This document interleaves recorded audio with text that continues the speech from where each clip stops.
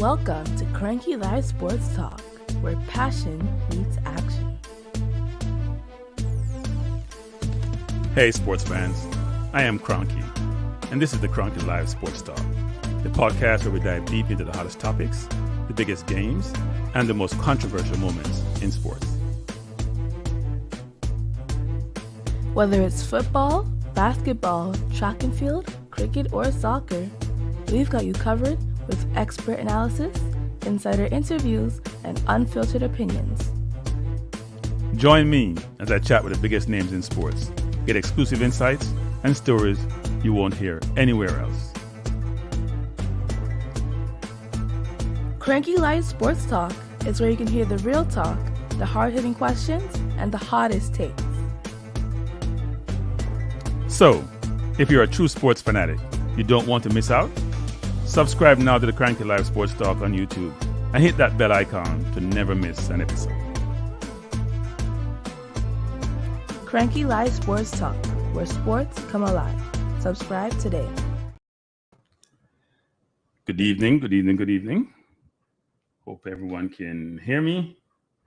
And welcome to another episode of the Kranky Live Sports Talk Show, coming to you every day from, well, I shouldn't say every day, Monday to Thursday from 6 to 8 p.m. Maybe at some time I'll come through every day. And by the way, I love when I look in the chat, I see the likes exceed those who are in attendance. That makes me feel good. So thank you. Appreciate it. Fresh God, bless up. Thanks for everything that you do, as usual, helping me to grow this channel and just being here and being supportive. So Fresh God, appreciate it. We have a lot to talk about. As I've always said previously, people, this is a sports channel. It's not a Jamaica football channel, even though at the current moment, most of what we talk about is Jamaica's football because it's here, it's prominent, it's in our face, and we love it. And the team is playing, and frankly, not doing terribly, even though I think we're out of the COPA for now, but we didn't embarrass ourselves. And we'll talk about that. But I want to start off first with the Euros versus talking about the team. And I have a lot to say about the team, the coach. You saw the thumbnail that I sent out, which is, focus on, almost said that we have time, right? Are we running out of time, basically? And I'll explain what that entails. Right,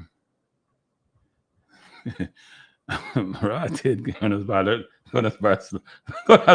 Tell people that mean Goodness bar. That new word, a big one too, of a skating Goodness bars. All right, Goodness bars. I'm always succinct, Goodness bars. Just for your information, I'm always succinct. But sometimes you have to elaborate. Just for your info, Goodness bars. And Goodness bars, thanks for joining. And start give me a hard time. You're supposed to be here to promote me and support me and encourage me. And give me a hard time. All right. Well, we're gonna talk sports. I was gonna lead with the Euro, but I'm not gonna lead with the Euro. I'm going to lead with the Knicks.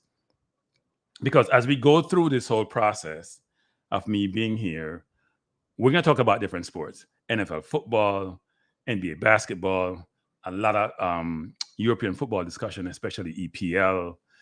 Obviously, when we talk about track and field, the Olympics are coming up. I will be doing shows on track and field. I will be doing watch along on track and field. So whatever the major sports are, I will be talking to those sports because I'm a sports enthusiast. And I love talking sports. Why we start already, but we start the program yet. Instead, that coach is going to lose his job. We're going to get into all those things. We're going to talk about the coach, bro, man, because a lot of people are not happy. I can tell you that much. Just give him some of my insight. A lot of people are not happy. Yeah. Right now, 22, Fresh God, because the number grow, and the likes that people, the likes has to exceed those in attendance. That's what we have here. That's what the objective here. And by the way, while I'm talking to you, I'm watching two TVs in front of me. One talking about the Knicks trade, and it's going to go on Fox 1 for the US game at 6 p.m. today. And one showing me track and field. Jamaica trials are on. So I'm multitasking. I have two monitors, I have an iPad, two iPhones, I have two TV, a lot of things in front of me. So if you see me messing up, that means I can't multitask well. A lot of stuff in front of me. Bless up mindset. Thanks for being here. But in terms of the Knicks, I'm doing this quickly because I'm a Knicks fan, so I got to talk about my Knicks. And we'll talk more basketball as the season progresses and we get closer to the basketball season. we're gonna sign Aniobi to a 5-year, $212 million contract. Hey, people, my parents are gone; they're no longer here. But I don't think they did me justice. I mean, they didn't give me the right genes. I wasn't born the right time. Look at these contracts. That means he's making over $42 million a year. I mean, so if you tax effect that in California or New York, we're gonna pay half in tax. If I take out my FICA, my federal, my state, I'm probably getting about 48% of that. I'm still making $20 million a year. That's crazy. It's amazing, actually. So that's a lot of money. Somebody said USA scored. They scored already? I got to put the TV on the right channel. I think I had it on my Knicks thing here watching this, but maybe it's on Fox instead of the US playing Panama, people, and it's 1-0 USA. And the goal is scored by, is that McKinney? So it came off a set piece. We're going to be multitasking here, a lot of people, and talking about different stuff. Yes, the ball was headed in. The bar came back out. That's quick. They scored in the first 5 minutes. And I think it's McKinney with a left foot. Yeah, it's McKinney. So US has scored already. And they're the dominant team in the region. Let's be honest. They're in Canada. I think Canada were ahead at them 1 point, but it's no longer the case. But they're the dominant team. 1 second. Gunner's boss says, since it's draft day number 2. So you know what? I'm gonna just mix this up today. I'm not gonna go in any set order, even though I had my order. I'm gonna go Knicks first. So we got Mikal Bridges for about 5 first-round draft picks, most of them ours, to a number of different years, because we want to win today. We think we have when I say we, I mean the Knicks think they have the team to win, and are focused on that, and are going all out to do so. And we believe that we have the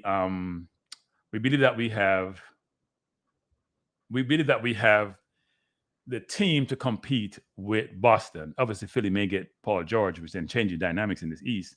But right now, between us having a Randall, Brunson, Bridges now, who's a very good player, Aniobi, who's going to sign his new contract, Robinson, we may lose. We're going to lose Arkenstein. We can't afford him, actually. I think we lose him unless we can really juggle things around. But what you've seen in this thing, football, is like football with Liverpool and Man City, for example. People try to match up. So Boston 2 best players are the wing players, Brown and Tatum. We have Aniobi and Bridges, so we're matching up. We have 2 people who can score, play defense, rebound, pass. So we're matching up with them. And then we have Brunson is the differentiator in terms of that. We probably need the off guard, frankly, because I don't think DiVincenzo is good enough to compete with a White or Holloway. But I do think that we're in a good position as the Knicks, and hopefully when the season starts, we don't have injuries. And I think Randall is also going to be the X factor for us. And by the way, Randall and I think Brunson are making about $30 million a year. I think Brunson may sign an extension, which is going to give him another $150 over 3-4 years, but he can wait till next year and make $250 over 5 years. These numbers are mind-boggling, people. Mind-boggling. But yeah, my Knicks are looking good. We haven't won the championship since 73. Not a good thing, not a good look, but I expect things to change for us as we go forward. It was, thanks for correcting me. Thought it was a goal, but it was no goal. Game is 0-0, people. 8 minutes in. If you want to watch a game in the US, it's on Fox 5. Let me give you all the channels you can watch a game. These games have been carried by CVM in Jamaica, by the way, and TSN in Canada, even though people say TSN, I think, is a paid channel in Canada. I don't know that. I'm just going by what I've been informed. But in New York is on free TV, on the US free TV, Fox 5. Well, Channel 5 in New York is on Fox, so the regular channel. In Jamaica, I know Jamaica carries it on C Sport or CVM. Let me see which one is carrying it today. Trying to pull this up. Where is JA? It's C Sport TV. I think that's a pay TV, isn't it? C Sport TV in Jamaica and TSN in Canada. So, but if in the US, it's Fox Sports, and I'm sure there's some. If you have IPTV, you can find it. I think everybody have IPTV now, or most people have IPTV anyway. My people in England tell me they have. Whenever they're watching stuff, that's what they watch. I still pay a pretty large cable bill. Not sure. Maybe I don't have any sense. Offside goal. Thanks, Mr. Yee. And thanks, Michael. So that's for the Knicks. In terms of Euros, I must say, we've been talking a lot. I may put this up. We talk a lot about England, and this is the Euro setup, right? This is what the Euro setup is, and I'll explain all these acronyms for these names. So on the left side, there are two brackets, right? Left side and right side. And England couldn't have an easier bracket. I'm reading what Gunner's boss is saying. I can't get you, Gunner's boss. England couldn't have an easier side. Look at the left side, people. Spain against Georgia, Germany, Denmark, Portugal, Slovenia, and France, Belgium. So between Spain, Germany, Denmark, Portugal, France, Belgium, that left side is loaded. In fact, it's like we do call a killer's left side. It's like group of death or bracket of death. Look at England side. If they came at the finals here, they'll never win another thing. They haven't won since '66. They ain't gonna win again. They, at least if they don't get to the final, not say win, because one of the teams on the left will get there. Romania against Netherlands, Austria against Turkey, England, Slovakia, and Switzerland, Italy. So you look at this and you're saying England has to play Slovakia, really? The winner of Switzerland, Italy, really? The winner of the top, which is maybe Austria or probably Netherlands, frankly, from the play that's occurred so far. So they have a much easier route, a less toxic route to get there. So if they can't get there, they need help. It ain't gonna happen again. And frankly, I won't spend a lot of time on this, but the game starts on Saturday. So watch the games, people. They should be real, real fun games, actually. Real, real fun games. The games start this Saturday. I am sure a lot of you will watch this game and we'll talk about them. I may even do a watch along for a few of those games because it makes sense to do so. But it's 12 o'clock Saturday, Switzerland play Italy, and then 3 o'clock Germany play Denmark. This thing is loaded. And then on Sunday, England plays Slovakia and Spain play Georgia. So a lot of games coming up this weekend. Copa America, Euros.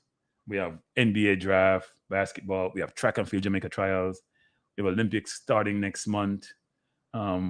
It's amazing, actually. Just see a pretty bad collision between Turner and the forward for Canada. Was that David?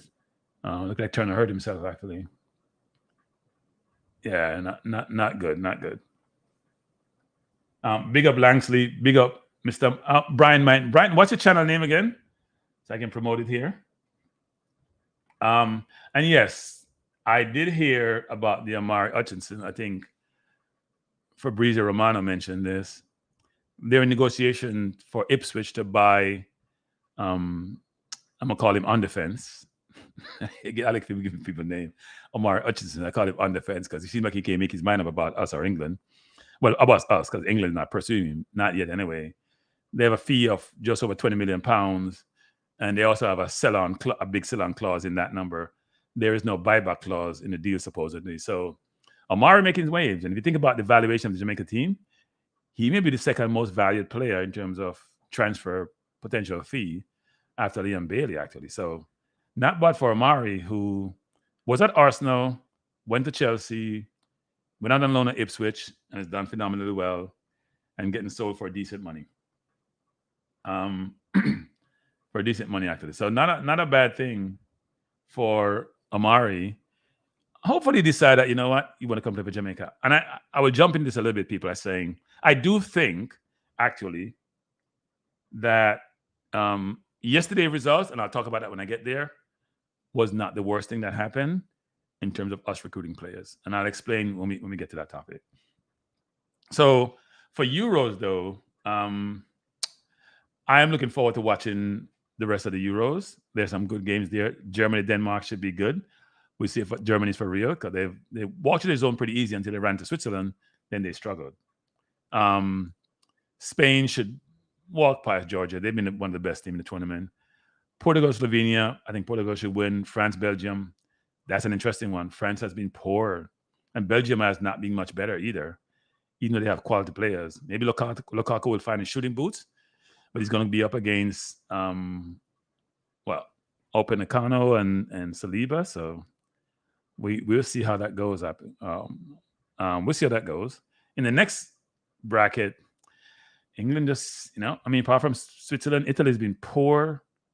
Austria's been good. So Austria may be the biggest challenge for them in that zone, but they haven't played well. And I'm going to make some profound comments. because since I'm getting beaten for the Antonio Dixon, Shamar type comments, because I said Antonio wasn't playing well, he probably should be considered benching, and people jump on Claudia's bandwagon and give me a hard time. That's fine. I think England at some point have to consider maybe not benching Bellingham, but give him a short leash. He's not played well. He's been poor. They have quality on their bench. Eze's on the bench. Gordon's on the bench. Palmer's on the bench. Frankly, at this point, I may consider playing Palmer and Saka out wide, or maybe Gordon and Palmer, because even though Saka's played well, he's not been overly dynamic. And Bellingham and Eze is a brilliant footballer who can carry the ball and can score from deep. They need some spark, and what they're getting from Bellingham has been poor. So we'll see what happens. Hey, Marlon, thanks a lot. Appreciate it. And Marlon, you and I communicate, so tell me what you want to do. All right. So it's been awesome, actually. The tournament has been great. The Euro has been great. England has not been great. A lot of teams have not been. Italy's been awful, frankly. I think Austria has been a surprise. If you think about surprise team, Austria has been probably the biggest surprise team. Having the old Man United coach who they say can't coach a fly, and yet he's doing really well. It's like everybody who's at Man U who gets a hard time go someplace and do okay. So at some point it's got to be the club, and not the coaches or not the players. At some point it's the club and how things work. And if you're watching the U.S. versus Panama game, we're in the 16th minute or 17th minute, and it's 0-0. If you're watching Jamaica trials, they're doing a lot of long jumping. No sprints, and I'll touch upon that now. Actually, no sprints at this moment. They're mainly doing a lot of long jumps and high jumps and discus and all that. But I hope you guys watch the trials because they're always pretty good, actually. So let me transition from the Euros, and I'm looking forward to the Euros very much so. Just given the quality of the games that are going to be remaining. And I think we've talked about this a little bit, I think some of those players are tired. I know people are talking about their professionals and all that. They're tired. The way they're playing, people like Bellingham are playing, they look really tired. And they're not robust. They've been playing football since last July. And frankly, if you think about it, some of those people will be in the U.S. And other places for preseason. So I know that's going to work. Preseason started in July, and COPA and all those competition and Euro all finished sometime in July. It looked like somebody has got a red card. Where has got a red card for the U.S.? Wow. So they'll have to they're not ready to have to change anyone because it's a forward being taken off, but whoa, straight red. I didn't exactly see what happened. That's not good. That's not good. You're throwing words, Marden. They're tired and still short for their country. Yes, they do. Because country is everything to these people. So people, this is a schedule let's transition to track and field, because we're going to spend a lot of time with the Reggae Boys. This is a schedule for the track and field event. This is Friday. This is day one Friday. As you can see on this, there are a lot of prelims and some finals, but they're the Catalan finals, which, whether it's the different events in the Catalan. And we don't have a lot of finals here today for the major track events. We say track and field, but we mainly focus on track, especially the sprints. But if you look through this list, you can see in the later round, we have one final for the women high jump. That's a women's high jump. But most of the finals are individual, the Catalan events. You can see also at 5 o'clock, these are Jamaica times, by the way, people. We have the 5,000 meters. Does anybody really care? I don't think we can meet the qualifying standard in those events. I'm not sure why we're even running them for those events. Go to the Olympics. And then we also have the women's long jump. But but this is both the junior and senior finals. I think the junior team goes to Peru after the Olympics. And obviously we have the Olympics coming up starting in late July for other events. And then track and field starts, I think August 1st. So, but now let me just show you the rest of this. So if you go through and you look, you see tomorrow, Friday, there are a bunch of finals, by the way, people.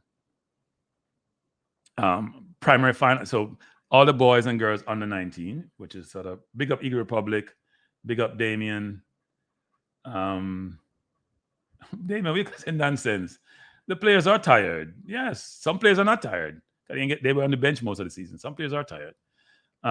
It's very obvious to me. Some like Billingham is tired. He's not playing well. He's not running hard. He plays in spurts. They're tired. If you play football for 11 months or 12 months, at some point you're going to get tired. And you're playing at a high level too. And he won Champions League. He won La Liga. They're always playing. It's different from people may have gotten rest during the season. Yeah, and if you're just joining us, you're watching the U.S. game when the 28th minute at 0-0, but U.S. playing with 10 men, they lost way to a red card. And then so this is Saturday, this Friday, people. And you can see always in the evening, you see Friday, we have the some finals here. So you go up for day 2. You see a lot of junior finals. And then you get out past 7 p.m., you can see we have both the finals for the senior 800 men and women, finals for the juniors 100, and then the big clashes, finals for the women and men's 100. That's it for Friday. So we'll see.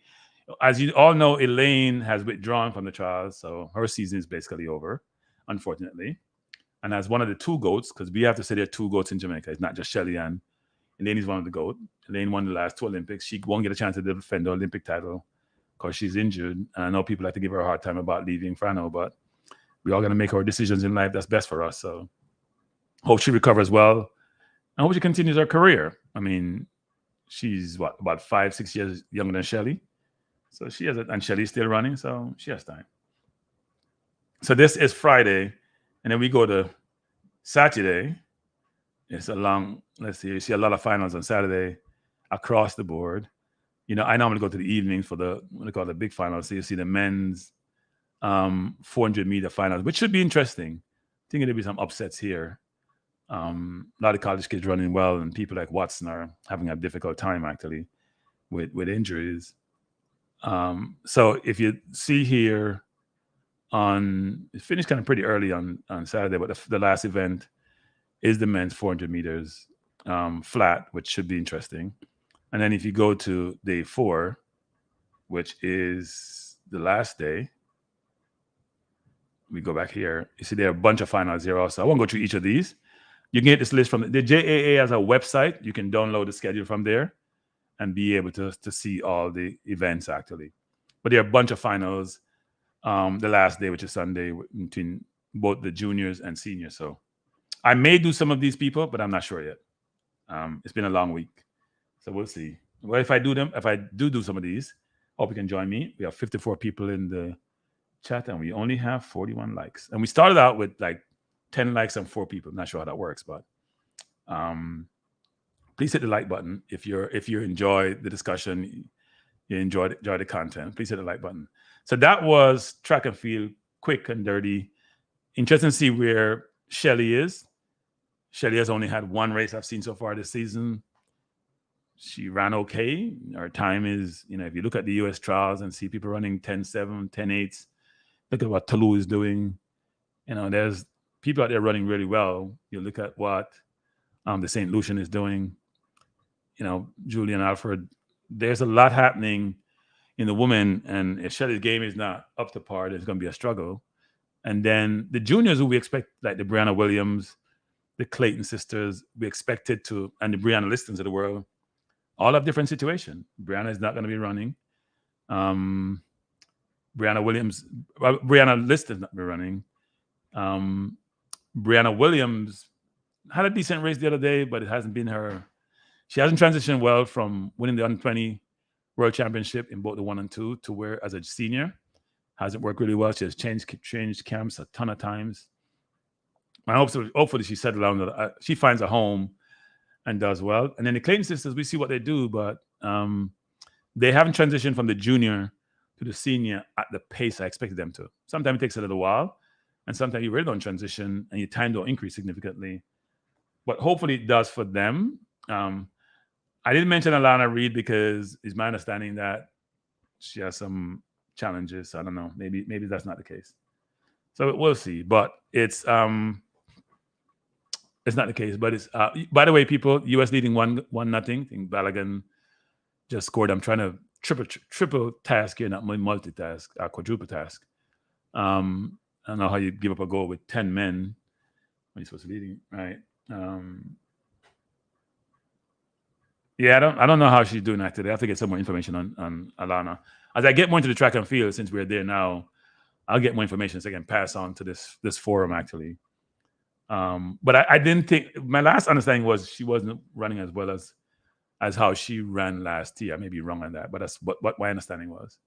And I'm looking at the screen here and seeing the men's 5,000 meters run and people running 16. Everybody is 16 something. They should just not run 5,000. Sorry. I'm not sure they can meet the qualifying standard to even run in the Olympics, but we'll see. So let me then transition to, so we've talked about the Euros. Panama just equalized, people. It's 1-1, 26 minutes in. So, and it's tough to play with 10 men. You saw with Ecuador lost to Venezuela. It's tough in today's football, given how the game is, given how well teams have improved. Unless you're Man City, who just keeps the ball even with 9 people and 8 people, it's hard to play with 10 men. And it's a soft goal, people. I don't know how US keep using Turner in the goal. It's a soft goal. I know it's low and to the left, but it's a soft goal to me. You got to be able to quicker. He's not agile enough, and he's poor with his feet. I don't know how he can still keep being the US goalkeeper, but not impressed with him. I know the ball is low to his right, but I just think he got off late, and it wasn't the most. It didn't seem like it was the hardest shot that was taken actually. But it's 1-1 if you're watching the game. The game is on C Sport TV in Jamaica, TSN in Canada, and Fox actually, the regular channel in the US, not Fox Sports. I think they're checking actually. There's always something being checked, so you know the goal is scored. They're doing some checking, but I think it should be a goal actually. Good evening, Owen, Mr. Yee, Brian, everyone. Thanks for joining. As you come in, hit the like button, please. Please hit the like button. So I've talked about the Euro. I've talked about track and field. I'm not going to spend a lot of time on COPA, actually, except to say in general that the favorites are doing what you expect. Argentina is not winning by the margin you would expect them to win by. They won 1-0 last night. Brazil started off poor, drawing with Costa Rica. Uruguay looks good. They're playing Bolivia tonight, which should be an easy game. USA looks decent, even though they're down to 10 men. Obviously, they beat Bolivia and are now tied with Panama. So some of the favorite teams are doing well. It's interesting. The zone we're in with Venezuela, Mexico, and Ecuador, Venezuela may look like they're going to win the zone, which is interesting because they were probably the team not expected to win. I think Venezuela and us are ranked similar. I think we're 53, they may be 54 or vice versa. So they weren't expected to look good. Yeah, yes, Mr. Yee, Colombia also looks good, actually. Really good. They haven't lost since February 2022. So Colombia is playing good football, have been playing good football. Didn't make the last World Cup, but have been doing really well since and haven't lost in over 2 years. So we'll see what it's always no time like the present. So we'll see if they maintain that unbeaten streak.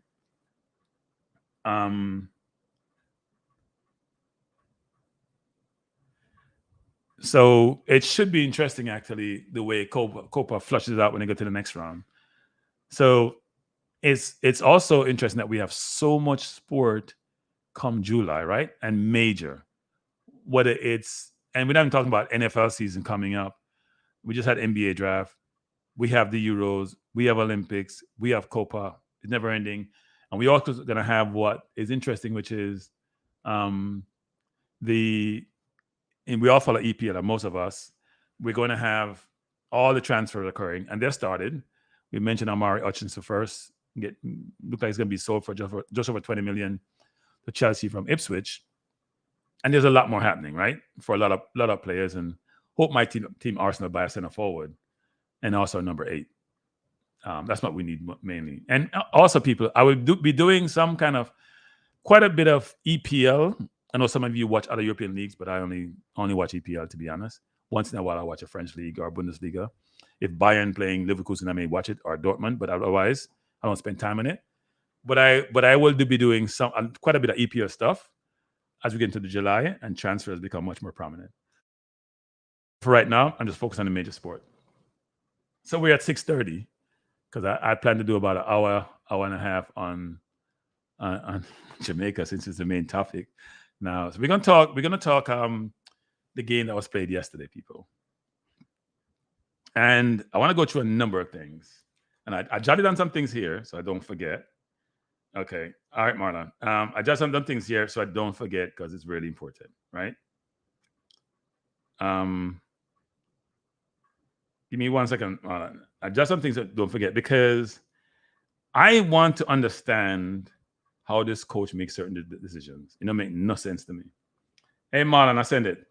I don't understand how some decisions are made by the coach. We'll go through some stats, people. I'm try to pull up SOFA score. I'm gonna pull up SOFA score and then talk to some of the stats because you need to see these stats, and then you people can inform me how we make certain decisions as a coach, right? Give me some of these stats because, by the way, the stats, because I know people like to quote stats. A lot of times the stats doesn't tell you the whole story, people. In fact, the stats tell you 50% of the story. And here's my contention with the stats. The stats doesn't factor in qualitative factors. It's purely, to me, numerical and mathematical. It doesn't factor in qualitative factors in the assessment that's done. So if you're playing defense, if you're like a pinnock and you're very cerebral and you play positional football and you're playing intelligent football, and for example, you may cut off a space for preventing the pass from going through, and somebody has blocked a pass, the person get the block the pass, get the credit, and the quantitative in this, it's coding their scores. You don't get that for how you play, right? You don't get playing smart football. The optical element of the football is not captured. Only the what I call the quantitative and mathematical element. So qualitative factors such as how I cover a space, how I may protect my defense, how I run the channels, those are not covered. All you get is how much blocks I made, how much tackles I made, how much touches I had, how much turnovers I had. That's what you get. And that's all quantitative. That's all great. But football is much more than that. And so I'm going to go through some of these stats, but I'm going to try to explain some of these stats in the context of the game and the coach and some decisions I made. So a couple things on Hallgrimsson and things I've been thinking about, actually, which is interesting. One is my problem with Hallgrimsson is this, and that's why he's on my thumbnail today. So football has what I call 4 key aspects to it, right? Defense, offense, and set pieces. That's football in totality. And the different components and items that informs that. People hit the like button as they come in, right? A lot that informs that. And a lot that informs formation, playing style, strategy, what each position does, moments in games, all that stuff. All great. All sounds good. But for Hallgrimsson, here's, I think, what his challenges are. Team selection, playing the wrong players or playing them out of position. Formation, including use 2 center forwards, which is dated. Game management or in-game management, changes, timing of changes. And yesterday he made a really good one, but he made it wrong in the first place. That's why he had to correct it. So we'll go through some of that, right? Because it's important. It's going to be very much important. Very, very important actually to go through some of that. But the reason when I pull up the stats is for a reason. So let me try to get these stats up. And then we can talk about some of this because I think it's important in the context of yesterday's game and some decisions were made. So this is the stats for the tell if you can see this, people, the Jamaica versus Ecuador game yesterday. I'm trying to widen this. I have some problems here with my mouse. I'm not sure I'm not getting this to widen. Okay. It's too wide. So this is the stats, right?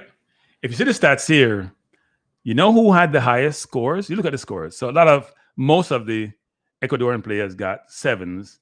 Only about maybe more than half got 7s. And I would say this is one of the few games where Jamaica actually out-possessed the team. I found it amazing, actually, that we can out-possess anybody. Given, I think the match possession was, see people, 55-45. I didn't know we had to be able to do that. I'm still shocked, actually, that we out-possess Any team, given how we play, right? I find that interesting.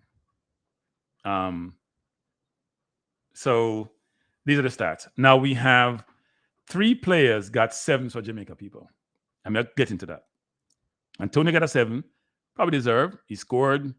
He played well, holding the ball up, running the channel, getting involved. Bobby got a 7. I think Lati probably was at a better game than Bobby, but give him a 7.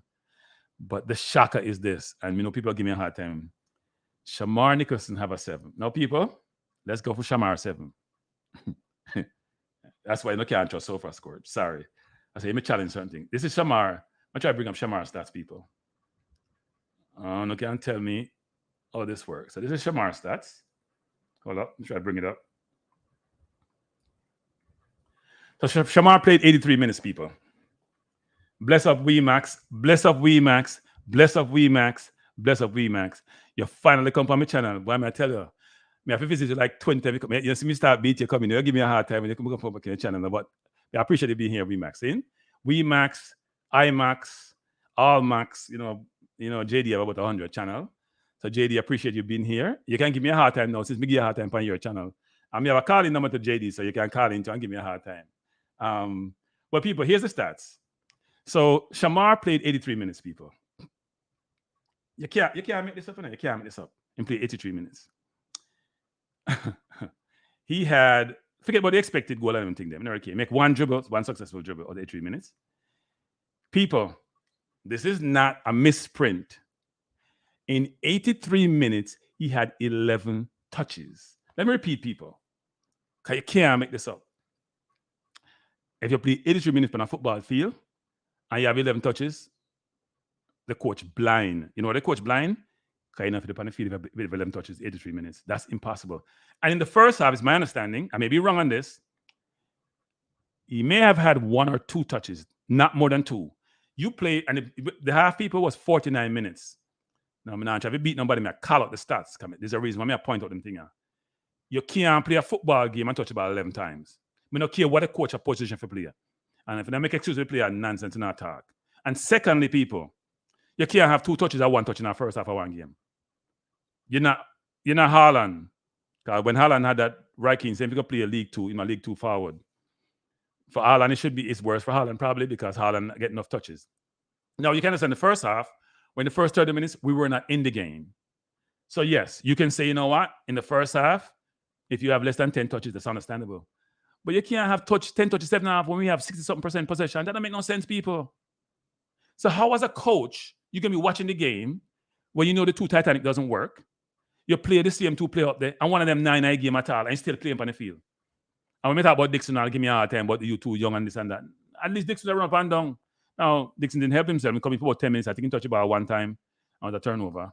But it's impossible to play a game and have 11 touches. Whole game, people. And here's the bad thing about it. So far, score game at 7. People, let me repeat that again. So far, score game at 7 if you touch the ball 11 times. And let's say 11 times was 11 goals, you can't get a 7. I'm sorry. No, and the passing accuracy was 63%, which I think was the second lowest, at least for the offensive play. I think Antonio had about 70, Bobby Reed had 70-something, Pinnock had about 90. I think Hector had 70-something or 80. Lati may have late 60, 70. Most of the midfielder them had about 70-something. People, you can't make this up. You can't make this up, Mr. People. So I see someone who comments. You can't make this up. I move it. Can't make this up. Yeah, Dixon had 1 touch. I agree with Max. I agree, man. He had 1 touch. But me now blame him come in late. When they rushed him, they passed the ball to him. He come in late. But if you have 11 touches now and you have big ball, you're playing a League 1, even though your team will get relegated. See me I say? You can't get 11 touches in a game. That means you now work hard enough. I'm sorry. Antonio play a similar position, I think Antonio had 30-something touches, if I'm not mistaken. We'll go to that. But so that's him have 11 touches. He had the web far. In fact, I'm going to go to Damian Lowe. Because Damian Lowe, I think, had 20-something touches. So he had 11, right? And look, midfield, he had more touches than forward. But let's go to Mikel Antonio. Mikel Antonio played 90 minutes. He had his passing rate was 74%. he had 34 touches, so 3 times as much as Shamar people. And I'm play a similar position. You know, Mikel go back deep sometime. He had 3 out of 7 ground duels, 2 out of 5 aerial duels, so he played well. I'm not jumping enough aerial duel, enough other duel sometime. Me 1 second, Marlon. My mouse I mess up on me now for some reason. I don't know why my mouse is messing up. It doesn't want to behave. Right, my mouse a freeze by me. This is not good. Sorry, people, but may I try to bring on a guest and my mouse is freezing. Oh, finally. Marlon, you can hear me? Yeah, man, clear, loud and clear. So Marlon, you hear me? I say Marlon, me not understand Marlon. What me I do wrong, Marlon? Or me not see right? Something wrong with me, Marlon. Me not understand. Eh? Or if you have 11 touching on a football game and 1-9 first half, how that work, Marlon? It was what? There was 2 touch and 1 pass. It was 2 touch. Okay, so me I reduce it by 100%. So 2 touches. Two touches. Yeah. So, but remember, no, Kranky, when Hector came on the field, the commentator said, Hector, he was the one that even brought it up. And when I look at the stats, Hector, in 3 minutes, Hector had 7 touch compared to Shamar 3 touch. That's crazy, Marlon. And how the coach doesn't make a change there is beyond me. So we're gonna go through some stats. So this is Antonio's stats. Not bad, 74% possession. And people, I expect my forwards to have less accurate passes than my midfielders and my defenders. Why? Because they're much more crowded space. They're gonna be much more pressured. Defense should have better passing percentage unless they're going long. And by the way, Pinnock's stats are impressive, and I'll show you why. Right. So you look at this. He had 74% passing accuracy. He scored a goal. So his 7 is deserved. I don't know how Boza get a 7. Sorry. I don't know how Boza get a 7. We're going to go to Damian Lowe. I'm going to beat Damian Lowe, you know. Sometimes I think unfairly, frankly. But this is Damian. 45 minutes. But his passing accuracy is poor. 58%. You can't have below 60% a player center mid in any team. You can't have below 58%. Below 60%. His passing accuracy was 58%. He won 3 of 6 duels, which is good. No aerial duels. He lost possession 8 times. He had 3 tackles. And he had, I think he had just about 20 touches. Right? He had 22 touches. 22 touches. In 1 half, twice as much as Shamar. Yeah. Yeah. But Kranky, it shows you, and I always say that the experiment that we got lucky in Canada, right? And the writing was on the wall from the National League semi-final against USA, right? We ride out in luck, right? Won the ball a lot of times, but also turned it over a lot of times, right? Yeah, but he's not a midfielder, Marlon. He's not a midfielder. And even yesterday, I was speaking to a coach, and he was like, if Damian Lowe cannot start in the center back, right? He cannot be on the field, have to sit on the bench. And I think the coach, what he did yesterday by starting Low and backfired. And 1 second, caller. Keep going, Marlon. 1 second, caller. Keep going, Marlon. And when he went to 4 in the middle, he was totally lost. You realize when Lati went in the middle, the only thing that Nana went there doing is that foul he created and Saicedo. That was the only thing that he did at 20 minutes. Yeah. He's a right centre back. He's a right centre back, Marlon. He's not a midfielder. And these are the things we have to call our coach Hallgrimsson for. Because you have clear honesty there. You saw what the team wanted, right? We almost conceded goal because there was no outlet when Bernal passed the ball to Lambasika. There was, I remember when I played we start a flat nigger. 3 in the middle, right? A single people attacking right and left midfielder. So there's no wingers. Once the wing back cannot go forward, the CDM should also always be there as an outlet to receive the ball. He wasn't there. So. I'll cover for the winger when him go forward. Not the CDM, but if you're playing the right midfielder, they have to cover for the winger when he go for the right wing back when they go forward. A left wing back, So Dexter tried to dribble in, then tried to make a pass. Pass was intercepted right to Kendrick Pius. Pius had a bad first touch, and that's why Wade could come out and really get him off guard to basically kick it over the bar. So it shows up yesterday. Yeah. And 1 more second, caller. Here's another thing too. Sorry, caller. 1 more second. Dexter had a bad game yesterday. His worst game for Jamaica. We go through that. Yep. But go ahead, caller. Go ahead, caller. Hello? Good day, Kranky. Good day, sir. I am listening, Go ahead. which I do like to listen. This is Road Boy. You remember I called you on the program the other day? Bless up, road boy. Yeah. Yeah, man, I'm blessed up to you and your brethren, Marlon, same name. Yes, it's Marlon. Yeah. Yes. Yes, Road Boy. Big up. You remember? Yeah, man. So you remember when they tell us we're Ecuador, though? Yeah. You remember what did I said? I'm a little bit seasoned, so I can't recall. Remind me. I called you a couple of days ago and I tell you Ecuador is gonna twist their neck. Okay. Anyway, But you know, but rude boy. To be fair, rude boy. Yeah. To be fair, rude boy. No neck get twist yesterday. The neck was twist for 30 minutes, and then we strangled them, and the referee decided we can't hang them and let them off the hook. All right, everybody. All right. No, that's a fact. That's a fact. Me nah bash somebody. All right. This is how me put sports. You see, we the spectators are we the watchers. Mm-hmm. We will see stuff that the coach or the coaching staff doesn't see because spectators see more than we see more than what the coaching staff and the coach not see. Am I wrong or am I right? Yeah, but here's the thing, rude boy. Every coaching staff give assignments to their bench. Everybody on the bench has a role. So whether my role is to watch the midfield, watch the forward, watch the other team set up, when I have somebody up high in the stadium looking down and seeing the entirety of the field, everybody has a role. Right. When we come together, we talk through what we're seeing. Yeah. So what me I try to say, in a football, sometimes we bash the coach. If me don't want go through a long period. Right. So what me I try to say,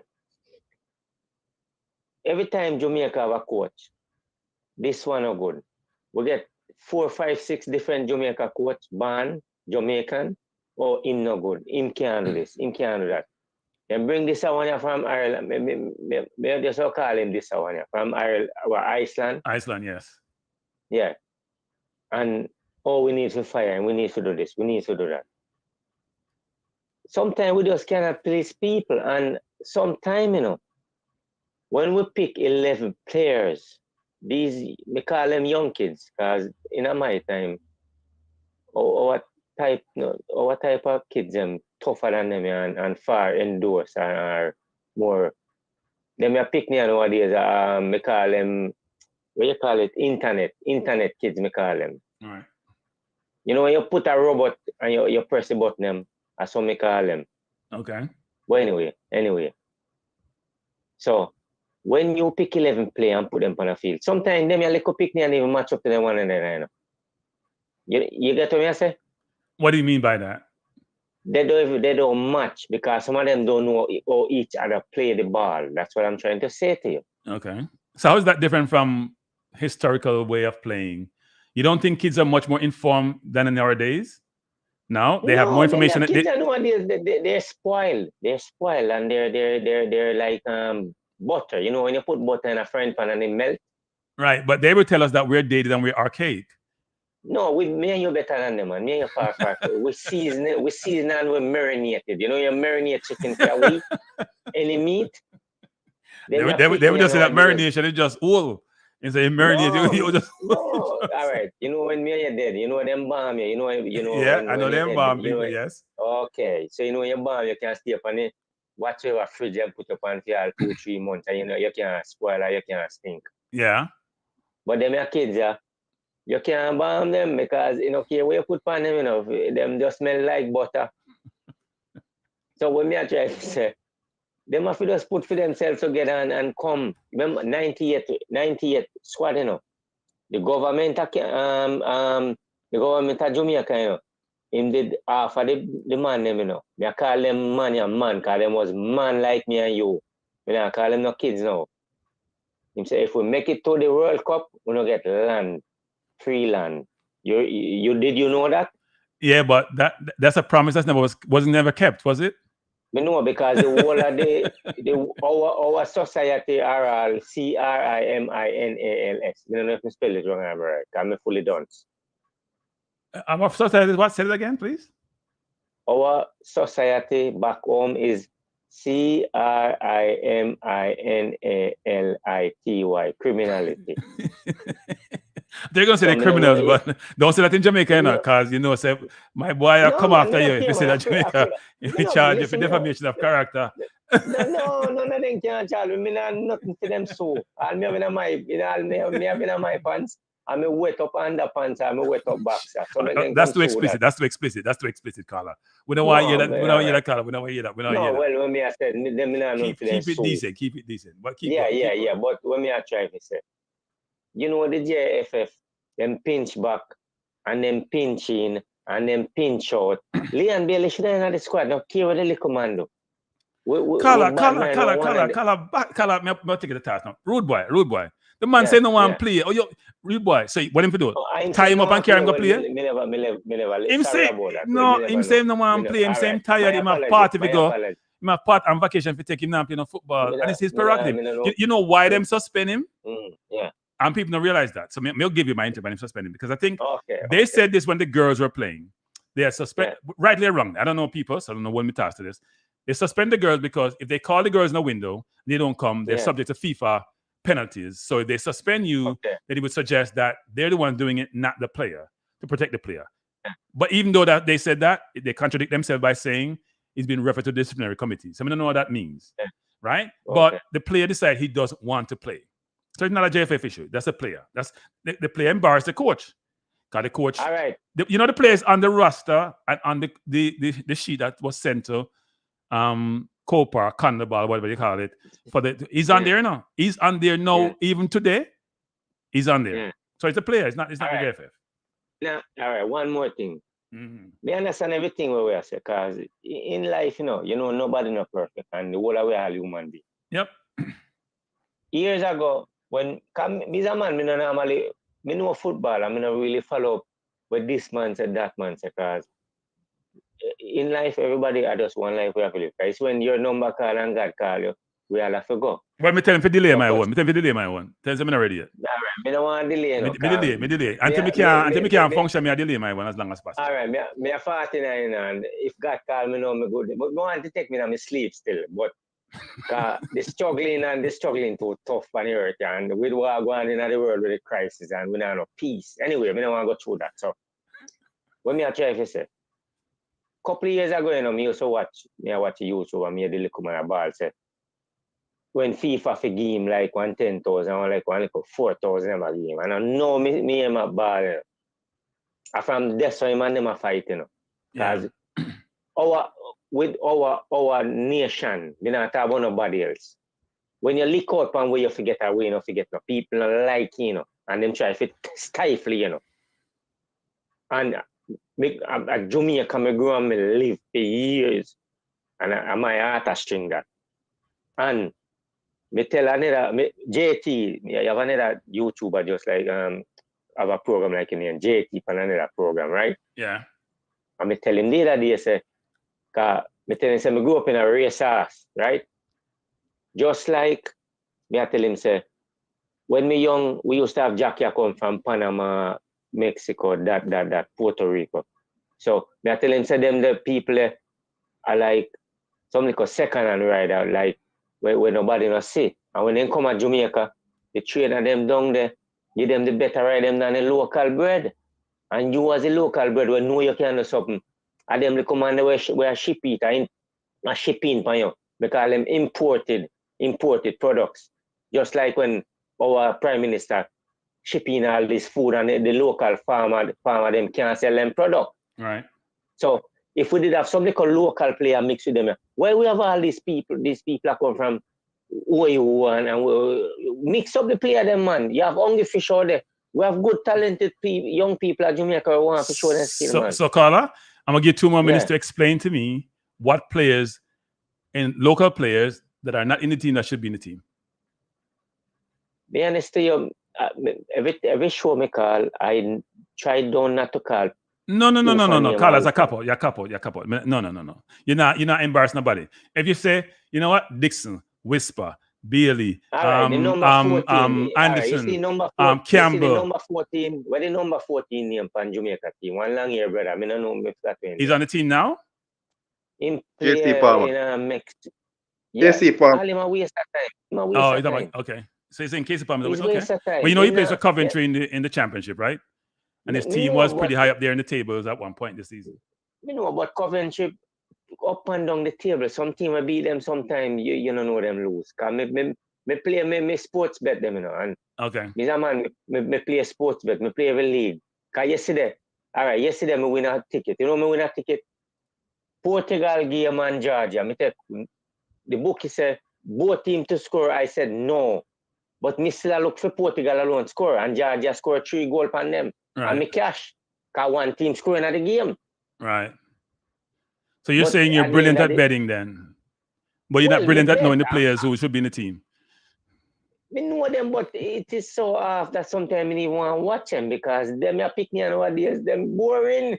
Okay, I hear you. But Carla, Yeah, boy, Carla, in our days, our parents said the same thing about us, right? And the elders said the same thing about us. You know that, right? No, our days is better than them, man. Our days far years ago. More mind go back in the 80s. No, we don't want to go back. Cause we don't have internet then. We have to go library. We have to walk the place. No, we don't want to go back. We don't want to go back. We couldn't go on airline then because everything lock up when the Middle East. No, we don't want to go back in the 80s. Trust me. Kranky, that's why everything mash up now because them kids them are internet footballer. Yeah, but at the end of it, mash up. It change. We have to embrace change. The only thing that's not going to change is change itself. Change. You have to embrace change, Carla. But anyway, Carla. But Carla. Anyway, I mean, I want to thing. Me appreciate Rude Boy. Me appreciate the call. You can call anytime. But why you do me a favor? Man. Do me a favor, Rude Boy. Do me a favor before you go. Yeah. Please go look on the player them and know them names. You come talk to me and you tell me, see, you want bringing some other player you know if you bring in. Watch a JPL. Can watch JPL nowadays? You know, me not watch what me call local football per se. I mean, I watch English MLS. Premier League, English Me watch EPL, but me start watch JPL. Can me want to know all the players them. So you watch JPL too. Watch JPL too. And before you go, I want to say big up to Ricardo Fuller. I'm a legend that Ricardo Fuller. Very good footballer. I'm big up to Ocean Ball, the one and only. Yeah, man. Bless and him. Love every minute and bless to your family and bless up to the world. Peace. Yeah, man. Yeah, Rude Boy.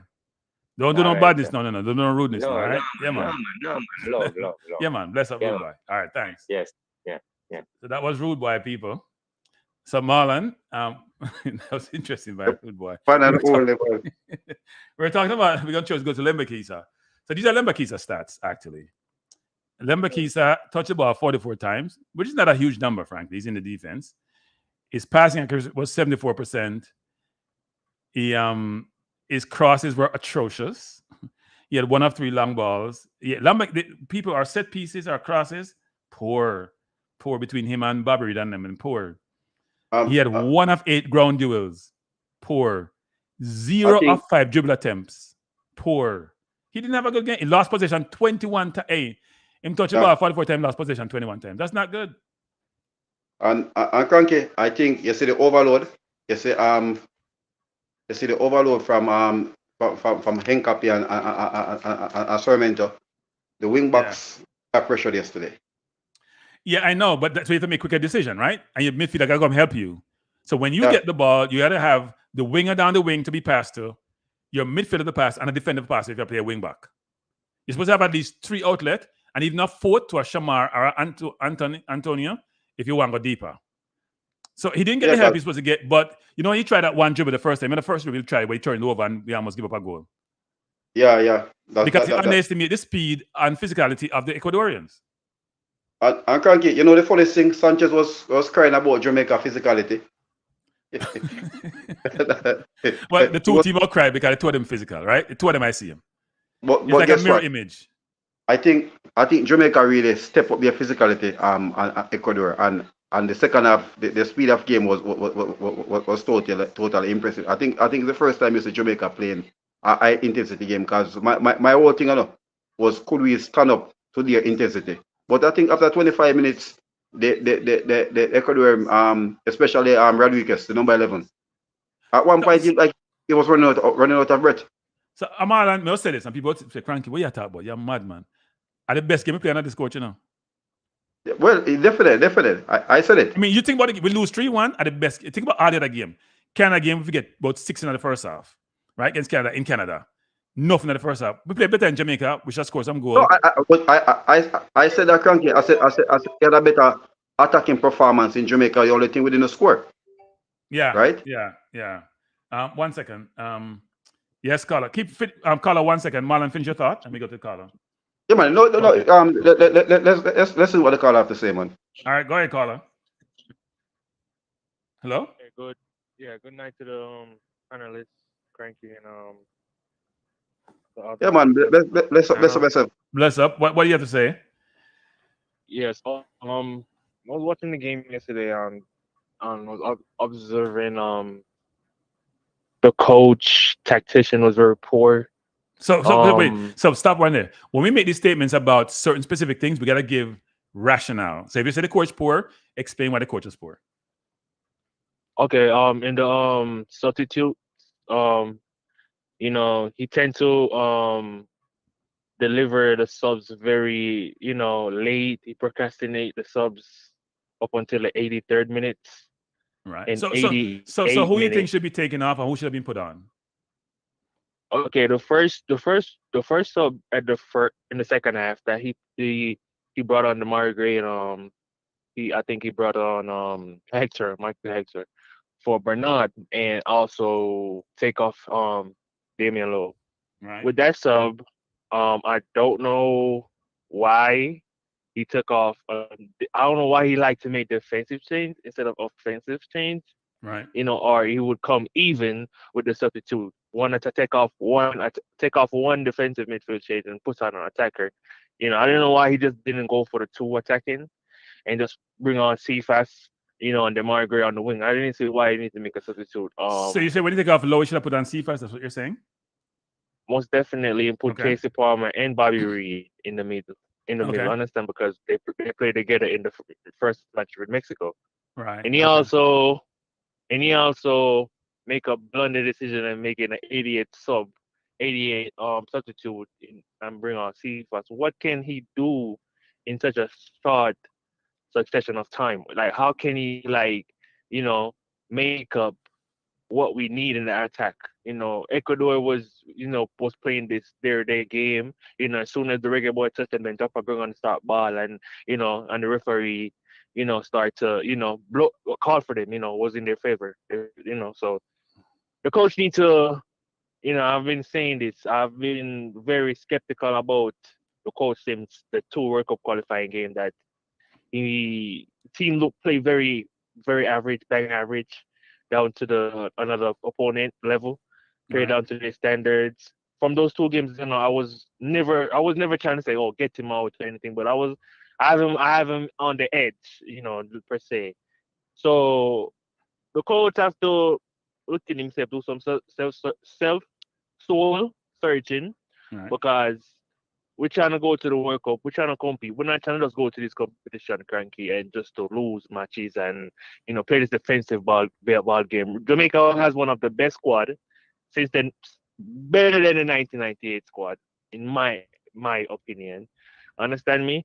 And we have so much top players, attacking. We stack up there. So when you see we go defensively, what they say of you of the coach in these type of matches when we have good quality players that can disturb the opponent? No, the coach is a defensive coach, and I think he needs help on the bench. That's my view. I think just like in the NFL, we have defensive, offensive coach. He's not an offensive coach.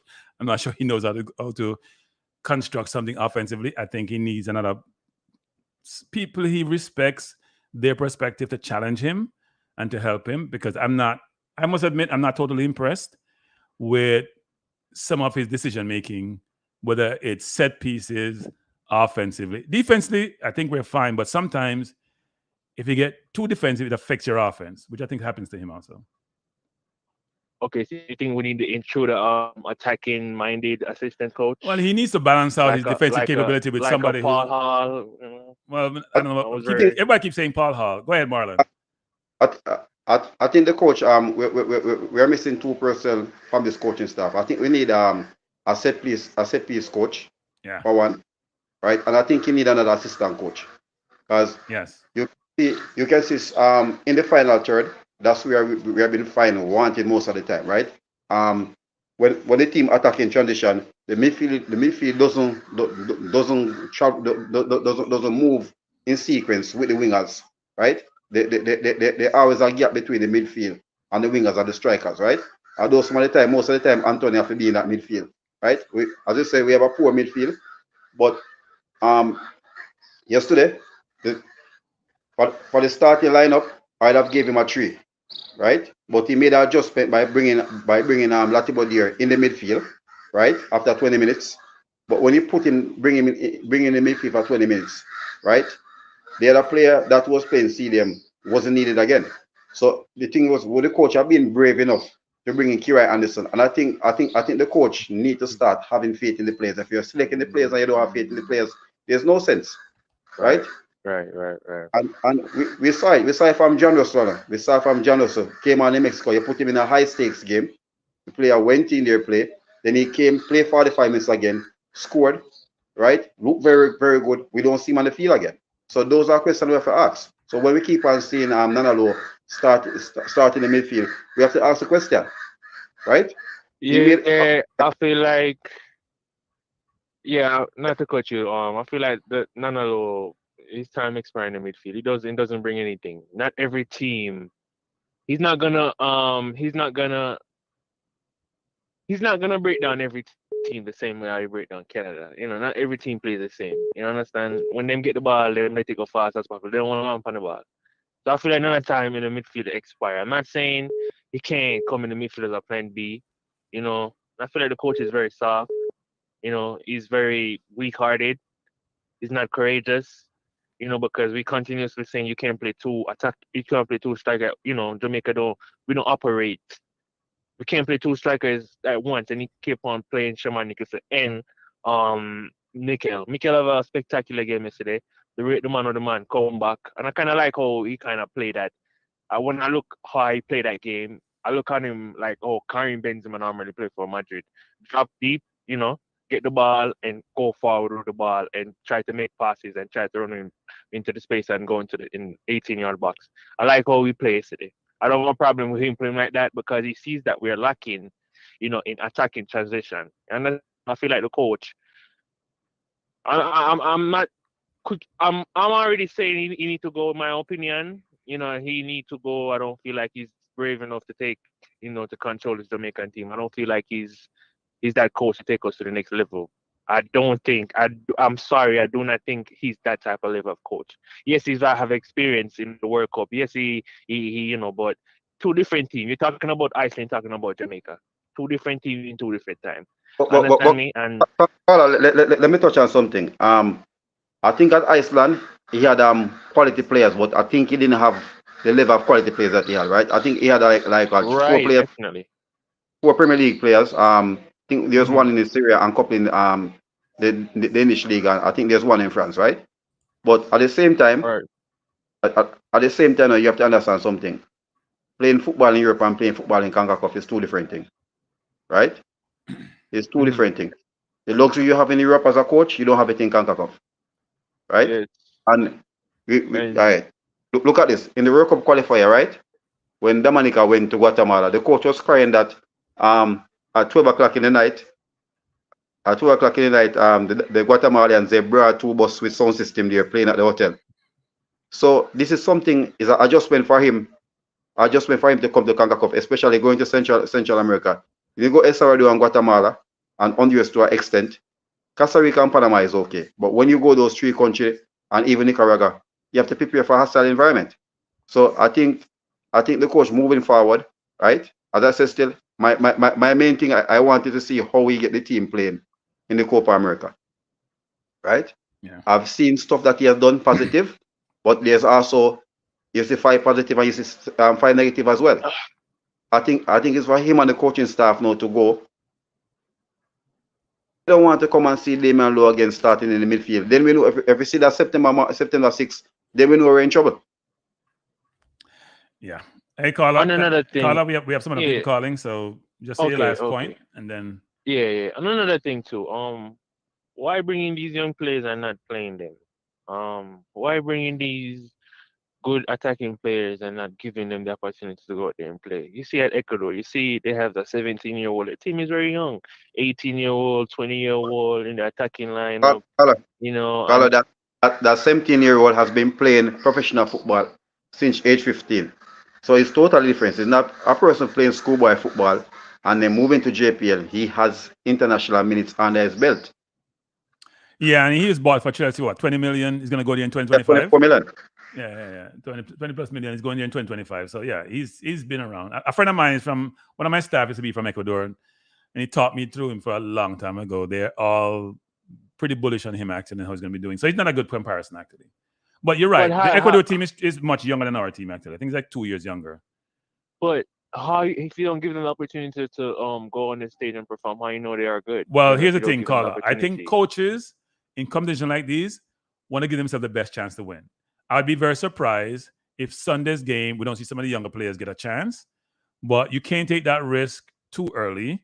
And you also can't, if you play the players that are too young and you expose them too much and it doesn't work out well, the coach get blamed. If you play them when they're too young and you bench the older players when they're better players, that's not the right approach. If you play them too young and you lose the game and the older players get a chance to win, that's not good either. So the coach has to make some tough decisions, and he can't please all of us.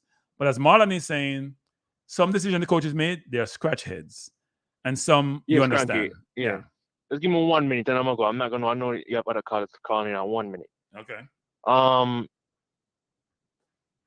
The coach, he's been coaching the team for almost 2 years now, and it's just frustrating to see how he keep on making the same mistake over and over. We don't have a playing enough style in the second half. This is what interests me. In the first half, you see how you play with you see the difference when you play a more defensive starting level, a more attacking starting level. You see the difference when we have those attacking players going forward, because that's our best playing of style, attacking. Why you keep on playing this defensive style? I know, yes, it kind of worked in the United States game. Yes, I know Panama. Yes, but come on. But let's be, so let me play contrarian here. If it worked against the better team in the region, why wouldn't you keep doing it? Why would I keep? Why wouldn't you keep doing it? Yeah, why wouldn't you keep doing it? One, we was very atrocious in the United States. We was just defending. We wasn't playing no attacking game, Kranky. Yeah, but you could have won the game without that inadvertent header by Burke. You could have won the game with one chance. Yes, but you don't need one chance. No, it wasn't one chance. Carla, listen. No, Carla. Remember, Cephas had a one-on-one with the keeper. Cephas got a one-on-one with the keeper, which he missed. So it's not one chance. All right. Okay. Other than that. So you can't say other than that. So that's two. But I'm asking you. Yeah. That's how would you like to play? No. But I'm giving you a counterpoint. Which whenever you have a load of players. Carla, you need to listen sometimes. I've given you a long time to talk, right? So you can't just dominate the conversation. You got to listen sometimes. The point I'm trying to make is this. I'm giving you a counter argument. What you need to do is then negate the counter argument. The counter argument is this. I played Panama and I beat them, which is the first time in a long time we beat them. I play US. We don't really beat US. US beat most of them in the region. We almost won the game. That's the counter argument. Your view is that, look, even that way, it's not sustainable. I'm giving you a chance here to make your counter argument to say, you know what, Kranky, understand what you're saying, but look how we play second half against Ecuador, for example. We have quality players to do so. That's all I'm saying. Right, I agree. My apologies. Also, do you feel like the coach should what do you feel? You feel like, I know he got 2 more years left on his contract. Right. So going forward, how would you assess his coaching? Would you give him 2 more years, or would you just terminate his contract by the end of the year? It would have to see how we play. I mean, there's got to be a solution. So this coach is not going to take us. He's stubborn. He's very stubborn. Right. I don't know if he's stubborn. I'm not a colorist. But if this was Tapa, they would have said, "Oh, Tapa need to go. Because he's a white man, bro, come on." So we shouldn't always go to that as the ultimate final perspective, right? We're talking about the person and his capability. I don't think most people. There's some people who are not happy with the coach in certain positions, right? That's a fact. Are you? Am I happy with the coach? I think there are things he needs to do better. I'm not happy. No, I'm not happy. Because happy means I'm saying in some place. I know you think you got me, and you say, "Ha ha." don't know why you feel like that. But I'm not totally happy with the coach because I think there are things that he does. Okay. I think there are things that he does head which he needs to better. scratching, Yeah. But anyway, Colin, somebody's calling in, so thanks for calling. All right, boss. Yeah, man. Big up yourself. All right. Yeah. Good evening. This is the Kranky Show. We're hot. Give me 1 second, people. 1 second, people. No, the radio people, them do it. 1 second, caller. 1 second. People. Yeah. We have 136 people in the chat. We only have 91 like people. Them things we not do that on the program right now. It's a program here. The likes of a match. Unless you don't like it, then we not tell if you click the like button. But if you like it, you have to hit the like button, people. Go ahead, caller. Hit the like button. Go ahead, caller. Yeah, Kranky, big up yourself. Who am I talking to? Wayne Golden. Hey, Wayne. How you doing, Wayne? Yeah, I'm here, man. I'm a follower of this channel, you know. All right. Thanks for joining. Wayne, thanks for being one of the subscriber for the channel. I assume you subscribe. Man, always. All right. And big up Marlon also, because you know football knowledge, you know. Yeah, man. Best Marlon because he have enough knowledge. Yeah, man. He have some good info, you know. Yeah. He always up, you know. You know what's going on. But what I really want to say, Kranky, you see, Jamaican football team or the Jamaican football system want leaders. You understand me? The leaders weak. You see, Jamaica culture, you have to have a leader. The only way we can Simors was a leader. Simors get everybody to buy into it because he was a true leader. This coach we have is not a leader. I don't know if this coach don't have, I don't know, he's not man enough. He's soft and he's a leader. You can't have soft person. People who too soft to lead Jamaican people. Simos was a leader, Captain Boy was a leader. The president we have, my friend, you know, because I was a president when I was in Jamaica. Now I'm in Canada. I was involved in football, right? Mm-hmm. So I was also a president in our community, and I can bring my football people to a different level, close to Premier League, and I have to leave the country, so I have to leave it. So I was affiliate of the FA, and I was, when Mr. Ricketts was affiliate of Clarendon FA, I was part of that also. So he know me well and I know him well. But one problem I have with him, you're too laid back. Captain Boy wasn't so laid back. All the person who successful in life, look at all the great leaders. You have to, the only leader in JFF, you know, is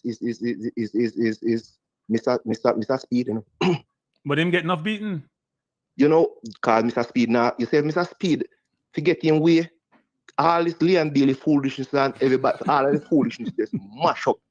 Because you see, I can tell you this. The only leader, the true leader, Speed, you notice Leon Bailey people, them afraid of Speed. All of them afraid of Speed, you know, because Speed is the only man. They say, look here, foolishness. You see, Jamaica, we are Jamaican, we grew up in the culture, right? And I can tell you, you can't start to deal with Jamaican people. You can't lie. So when you make this decision, you have to make this decision and leave. Look, you remember Captain Burrell? The only way this Jamaican football can see success, we have the talent there, home and away. We have whole heap of talent. But you see, because soft thing you don't want people vex with you and you want everybody feel good. No. Leaders, everybody, history that you know, Kranky, you know your history, know man know your history good. All the great leaders they're strong. You understand me? You can't have a president that hide from it, from. No, you cannot hide. You have to step up to the plate and make strong decisions. Right. You have to do that. If you have your house as a father and you is not the man in the house, your house are going to have to fall. So, Carla, let me jump in here for a second. Don't you think you need a combination of both Speed and Ricketts to be a successful leader? So here's my point on this. And I've said this to Speed, so he knows I said this out in public, which is this. Sometimes you need strong leaders. I don't disagree with you. But sometimes you have to know how to compromise. And sometimes you have to be flexible, right? Because you can't always get your way.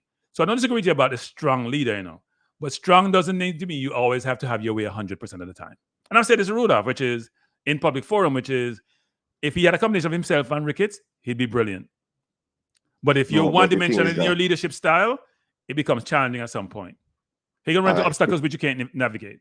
The thing is that what you're saying. Wait, let me just touch on one point. I think, you know, and yeah, I think the coach personality, is a person who's always he has an open personality, friendly and everything. So I think if he was, it's not like a Portuguese who's gonna be arrogant and this is how it goes and you have to go with it, right? I think most Scandinavian, when it comes to a lot of them, they're very laid back. It's the same thing. Some fans from Panama are even finding out with Thomas Christensen now say that he's just having the team playing one set of players now and local based players are there. So I think there's certain time the coach have to really come and make some stern decision, especially going forward, right? And that's where we can call him out for decision making and thing on the field and off the field same way. So he have to be held accountable for his action as well. Okay, Marlon, yeah, I understand what you're saying, and you know what you're saying make a lot of sense. But this coach could not coach in Mexico. He could not coach no South American team because those environments are hostile, and this coach will run away from that. You understand me? I can say this to you. To my football knowledge from, because those look very technical and the back Campbell and all of those people. You understand me? And those people, coach, when you're a coach or you're a leader for any organization, you have to firm. You cannot soft. People run over you. You understand me? And all right. Me really want to leave that and go. You know, from when this coach really get my mind to really change. When this coach dropped Robert Morrison and cannot replace him. You cannot have a talent like that. You understand me? And you know you don't have a replacement until what you say you drop the man. You understand me? Jamaica system need a player like that to build around it. And then you have a young youth from Cavalier. Look at the little young CDM from Cavalier. That youth, if you look on that little young CDM from Cavalier, that youth should have him there. And when you can have 3 sick man in the program, that little youth should have him there. You understand me? So you see, the thing is that he's making so much mistake after one type of mistake, and he's not strong enough to put on his foot. Right now, you know, and the coach control the dressing room, you know, at the senior players, you know. You don't want this guy to see that, you know. He's not the coach control the dressing room at the same. That this coach Fred, the senior player begs him. This coach don't control the dressing room.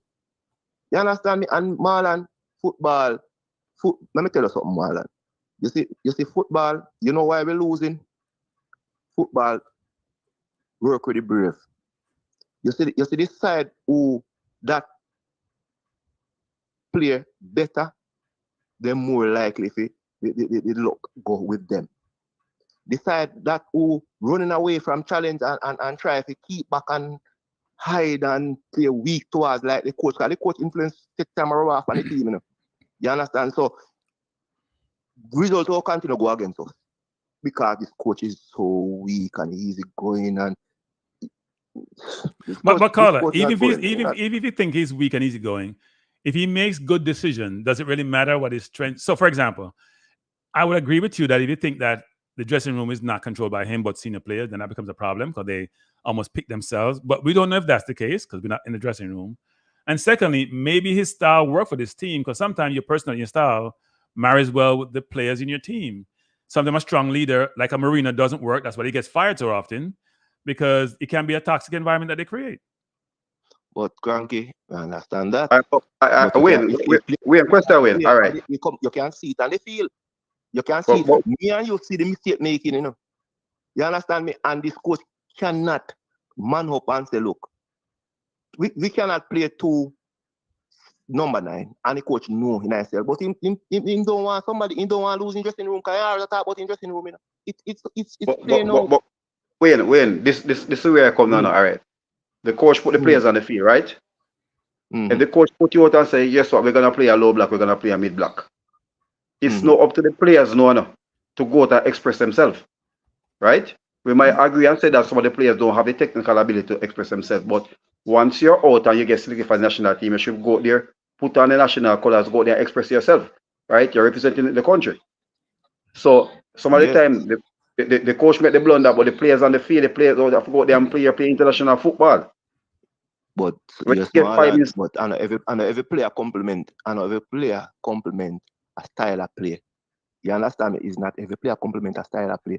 Football, I think, everybody want to play, You understand me? But you are the coach, you know your system and know who complement your style of play. You understand, Marlon? So what I'm saying, look, you have to put player to fit your system. You play a 4-4-2, you put player to fit your system. You understand me? You have a 3-5-3-5-2 or a 3-4, whatever. You have to put player to complement your system. You don't put people just who they want to play. You understand me? That second half, that second half, I force, I force him forced to do what he do there, That second half, You understand me? So, Marlon, everything I play out and people are see more and more. Simons never make so much mistake. You understand? Simons make mistake, I and would he's prone to make mistake, and he's a human, But he make yeah, but it's a different mistake. era now. It's a different era, a different set of players to deal with. He's your era now. In a Simons days, you don't have certain things. No, you can't know everything about the player. You can put things on the players and know how they work and all of that about players. It's even easier now. Simons days are like a pen and paper. No, you're going to computer. Although computer was around, but Simons days was even you guys have a lot of knowledge based on what you can get. You understand me? It's easier now. You understand me? For us to get. Yeah, it's easier now, Marlon. So I am saying, he coach, I mean, I don't say he cannot coach, but he's too soft going and too easy going, and you cannot be like that. You have to be a leader. You understand me? You have to be firm when you come in. All right, look at Manu. Manu have a whole high person. Manu coach. That are the old guys are the we call him the Fergie. Fergie have a whole person. Fergie have a whole high personality around him, But what person? When person come in the dressing room have to quiet. Everybody laugh and Fergie come in, everybody quiet. You don't want no friend. It's just like you have your children, Kranky. Last time I talked to my daughter, I have a little 16-year-old daughter. And a girl child, you have to know to talk to them and you have to try to make sure they know say you are the father. Tell me, little daughter, say, look here, I am you are not friend, I am your father. I am not your friend. You understand me? So the thing is that you with players and people, if you're Kranky, supposed to know this. As a man, even if you're in a position in a company, you understand me? Just when you become friend with people, it's the hard decision to make when you make hard decision. It's the hard decision to make when you be friendly with people. You understand me? When you're people that you're supposed to lead. You understand? This coach come in a country and come with you cannot do that. So that right now that I'm problem. Because if what happened to him with liability, that will never happen to Simons. That will never happen to Simons. So Carl, I would say this. Not everybody loves Simons, right? But he was effective. No, he was effective. Yeah. And there are different ways to lead, right? I think people sometimes think there's one way to lead. I agree with the friend thing. When it becomes friend, when you have to make tough decisions, it becomes much harder, right? Yeah, but doesn't mean you can't be social with the person. Doesn't mean you can't get along with them. In fact, sometimes when you're close to the person, even though it may seem harder sometimes, it may be just a bit easier because they know that you have their interests at heart. Depends on the relationship you have with them.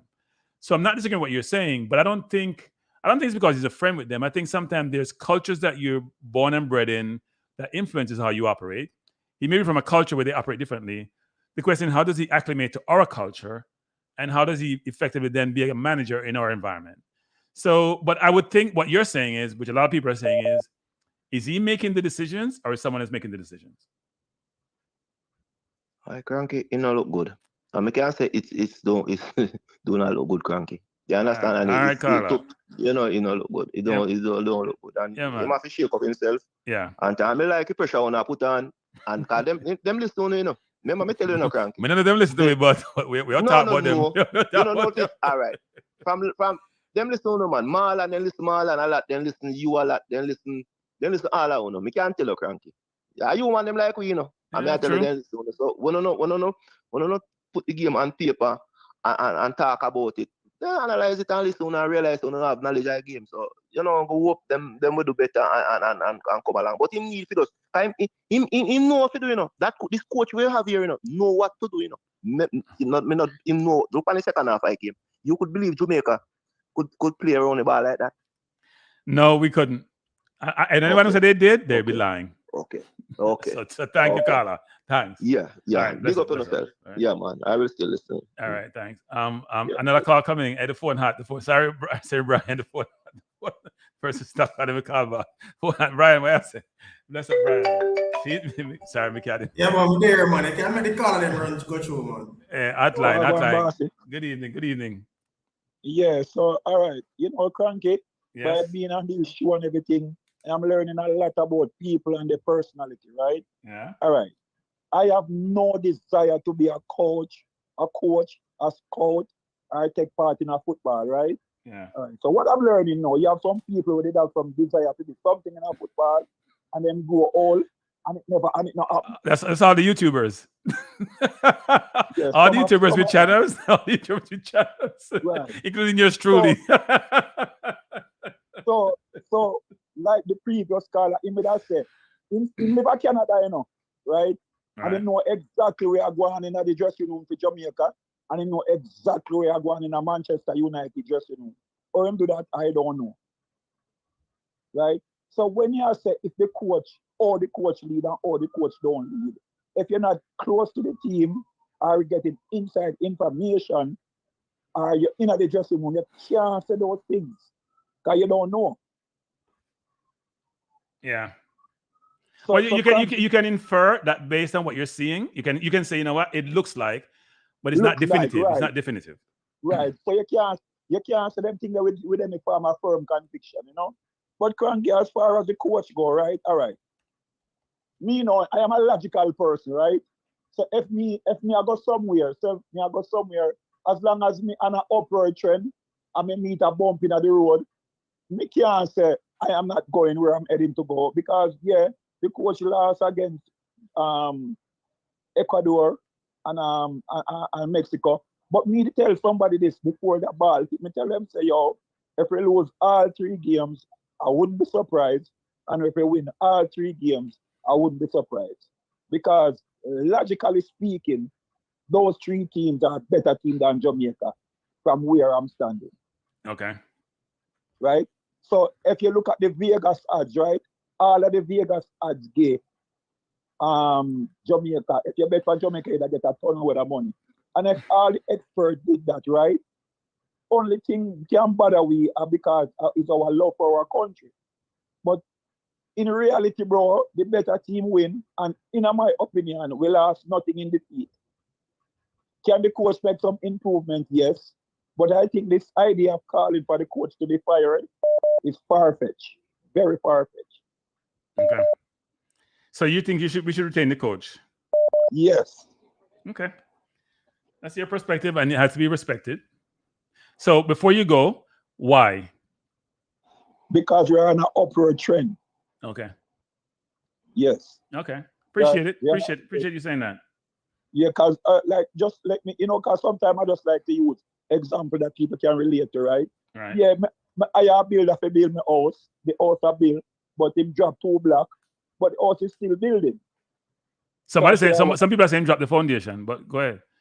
No, but no, but him win the 2 World Cup qualifier them. Yes, he has. He did actually. Right.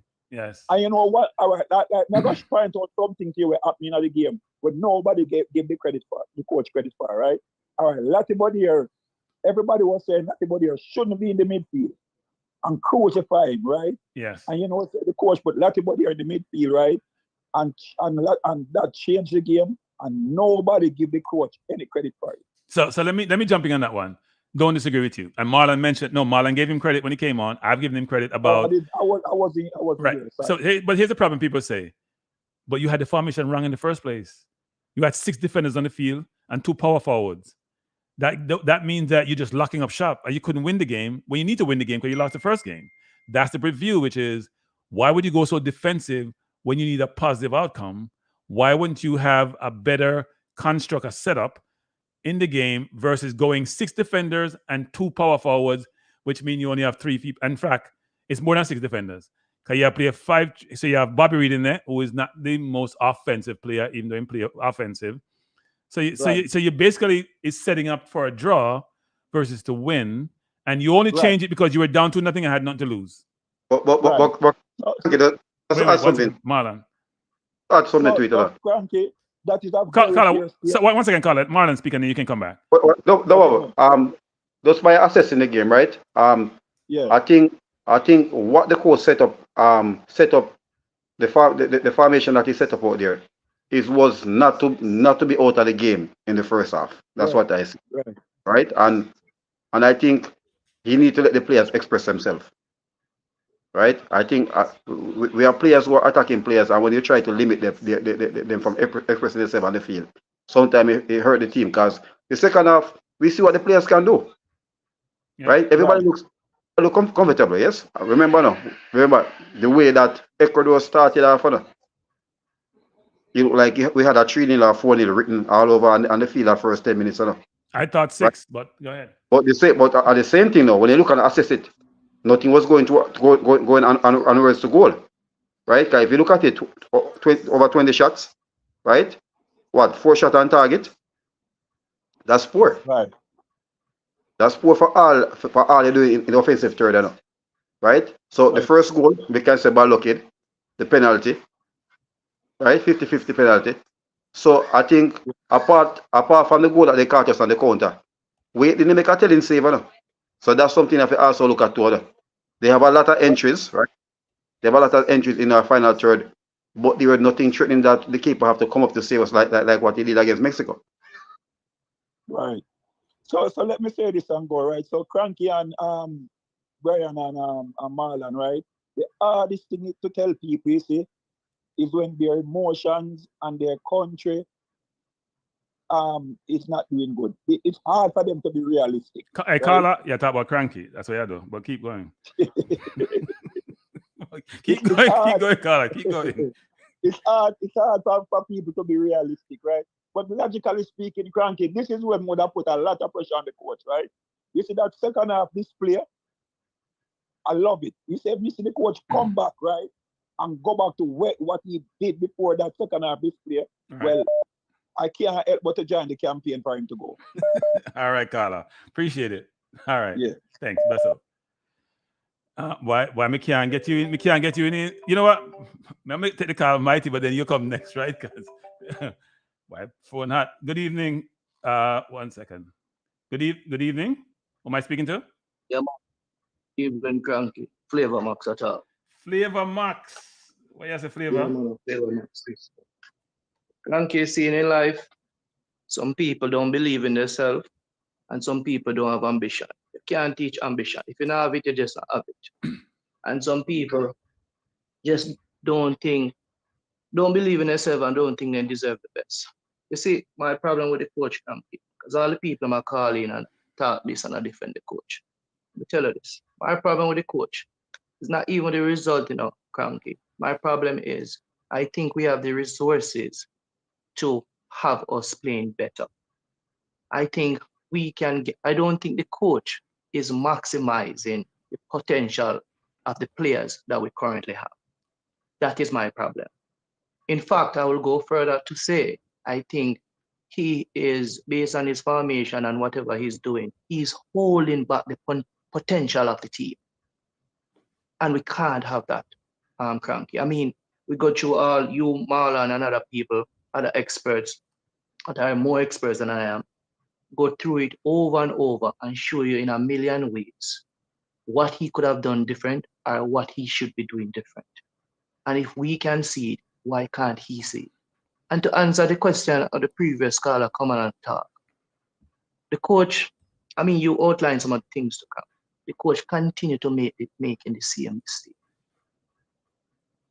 By one, in the beginning, to put out the wrong team, the wrong players. 2, continue to make the wrong changes. 3, even if I had to go back to the press conferences, him wrong from the desk. Just the way how him talk about the other team and talk about our team, him just don't have the belief and so on as if you have that conviction. And me have a problem with that, Kranky. And that's why I continue to say the coach should go. Because I think the irony of it, I think we have the players to play a 4-2-3 or 4-3-3 formation that I think will serve us better in the future. Now, it's not about just what he's doing now. When you look at people talk about progress, let's say there are progress. Let's say we see some progress. It's snail pace progress, Kranky, and it is not. We have the players for us to see better progress or faster progress, and the players that we have, it is very unfortunate, and it is unfair to the players, because when you look at the players, they are playing their heart out, Kranky, and they are putting in the work. But our own coach, the driver of the bus, the commander, he is holding us back. It is clear. Real Charles could see it. So I don't know why some people, well, you see, what I realize with us Jamaicans, we are not about wrong or right. We are about what fit our agenda. If it fit our agenda, then it is right. If it fit our narrative, if it fit our emotion, or if our friend or the person who we like, it is the right thing. So we don't really go for wrong or right. So a man, because he may like the coach, because of whoever may hire him, or for whatever reason, he will continue to play like this, continue to make blunders. And we continue to say the coach is doing a good job.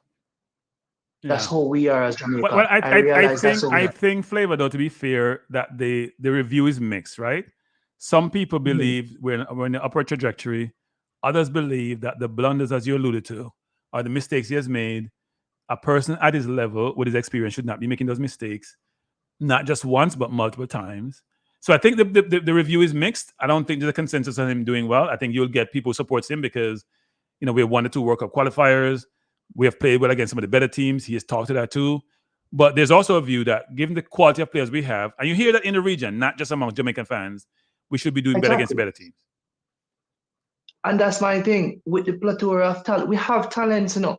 When you look at our players, man for man and paper, these are players that are playing at the highest league and the best, some of the best leagues in the world, you know, are just below, you know. So these are no mugs. These are not Sunday evening league footballers. These are professional footballers, right? And I said this before. When Tapa had the likes of Fleming and those players, and Fleming and Alvaspol and those players, I think Tapa got more out of those players than Primo is getting out of these players. I don't think it take the iceberg of what we can do with the players we currently have, and that is a problem I have. And my thing is, okay, so if the coach is not out, what should we continue to look for? At what point then we're going to say, okay, he's not good enough, because he has been here for 2 years and I don't see much changes, Kranky. And I mean, when you look at, I'm not comparing us with Austria, but look at Austria. I don't think Austria have any world beaters in their team, but I think they're doing well because of coaching. Well, because of coaching. Max, I think for me, May examination for the coach coming for me, those 2 National League games in September. Home game against Marlon, going to Honduras. I am willing to wait for those games, Marlon. I am willing to wait. But we must, as a nation, I said it, we must demand the best. We must demand result and progress in some way. We must. We cannot just sit back and say, okay. I agree with that. I agree with that because a lot of people realize something else. Every team in CONCACAF are getting stronger and are bringing in quality players. right? They're bringing in a lot of players, by the way. A lot of Look players. at the Minos. Look at the Puerto Rico, who has 2 Real Madrid players, right? They might be B players, but Yes. they show the quality out there in the field, right? So, Yes. and that's why you see a lot of these small teams, they are really catching up to El Salvador. El Salvador is trying to get some players from in the US, right? But if you look at these players, they're going to Spain and trying to get players on heritage. What we are doing? We are doing the same. Panama just scored against US, by the way. 2-1 Panama. 2-1. And we will be playing against the. All right, look at it. We will be playing against, because 3 teams are already qualified for World Cup. I tell you, Kranky, if them 3 teams never qualify, me would have no believe say we would have qualified for World Cup. I tell you the truth, me not think would have get that final 4th spot. Yeah. I tell you the truth, based on what I see so far. I am only confident because those teams are already qualified. But the more I watch this team under Grimo, and the more I watch the Panamas of history, the Costa Ricas of history, we just draw with Brazil. Panama beat USA now. And El Salvador will be in and around there. Honduras, Guatemala, and even Trinidad. They are all improving. Kranky. And at the pace that I see that we're going, those teams are improving faster than we are. And by the time we reach at the hexagon or the last round, we could be battling as we normally do when US, Mexico, and Canada is in the round. And it shouldn't reach to that. It shouldn't reach to that. So people think we have a lot of time left. We don't have a lot of time. We need to start to improve now, and we have the players. I don't want to hear about, oh, the players are just not good enough. They are good players, Kranky. The coach just don't set them up in a way to get the best out of them. And that is a problem I have. You see this 6-4 thing? Where else? Tell me another team in world football, wherever league, the best league or the lowest league, Sunday league, wherever, where you see the player a 6-4. Is a 4-6. The man always enter the game with 6-4, 6. And when I say 6-4, I mean 6 players that get paid to defend every game. Enter the game with 6 players that get paid to defend. We know it's normally 4-6. But Flavor Box, last year when me and Kranky called it out in the World Cup, the 4-2-4 formation, people were mad, right? So the 6-4 is more equal. Exactly. So that is my thing. That is my thing, Kranky and Marlon. And it's not because we want to say, yo, we're not thinking or whatever. No, we are thinking and we are being proactive, something that a coach don't know to do. We are being proactive and we are seeing the future. We're not just looking right now. And as Jamaican, as a proud person, a proud Jamaican, I want the best for my country. Remember, me say Bailey, but if they say a suspension, because nobody no bigger than the country. You get what I say? So if me not get the result from the coach, who we are paying millions of dollars for, got to go. Big up on yourself. Bless up, Flavor. Thanks for the call. Flavor Box. Yeah, man. All right, Brian, it's your time, Brian. You've been sitting here for like half an hour. We couldn't even get you in because the phone hot. Go ahead. People, before Brian starts. 150 some people in the chat. On have 120 something likes. That not work for me, people. No, that not work for me. Hit the like button. Unless you don't like the program, but if you like it, hit the like button. Brian, your time. Yeah, man. Good evening. Good evening. Good evening. So Andre, coming like a typical West Indian. When the show almost done him giant. Go on, Brian. On, gentlemen. We come to the end of the party. Yeah, the end of the party. Yeah. Brian, your time, Brian. So I've been listening to the conversations regarding Jamaica team play and coaches and stuff. I'm not the strongest proponent or advocate for people to lose their jobs. And that's just me as a person. But I think if the powers that be employ the coach to bring us to the World Cup, then I think they themselves would think that he's on the right path. I mean, he's won 2 out of the 2 games that he has played in the World Cup qualifiers thus far, albeit we're not at the top. I suppose he's thinking that when it comes around to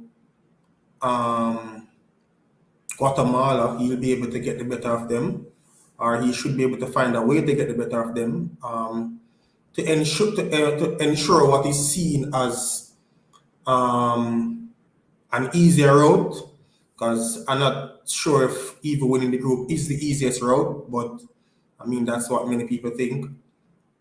Another thing we have to consider and to be realistic is we have a cash-strapped federation, so I don't know how we can go around the place just firing people all over the place and having to pay off their salaries.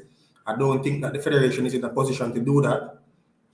I mean, if you look at the last couple of years, they would have fired coaches and would have had to be paying them off, and it's taken an extended period to even pay off some people. So I don't think that as it is now, they are in the position to just be firing people as they as they feel are at the first sight of something going bad.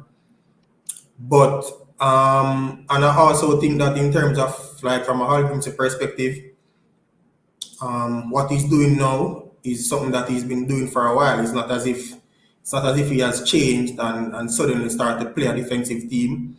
He always seems to be, when he has all the players available, to want to put more defenders on the field than attackers are than players in other positions.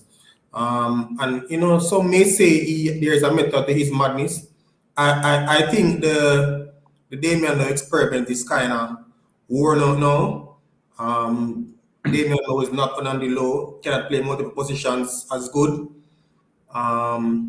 But I think I heard a caller made a point earlier regarding Lati Bodir and his insistence on putting him in the midfield and how he looked in these last two games. I was one of the persons who I'm not too keen on him playing as a CDM. I think his best attribute is as a right back or a centre back.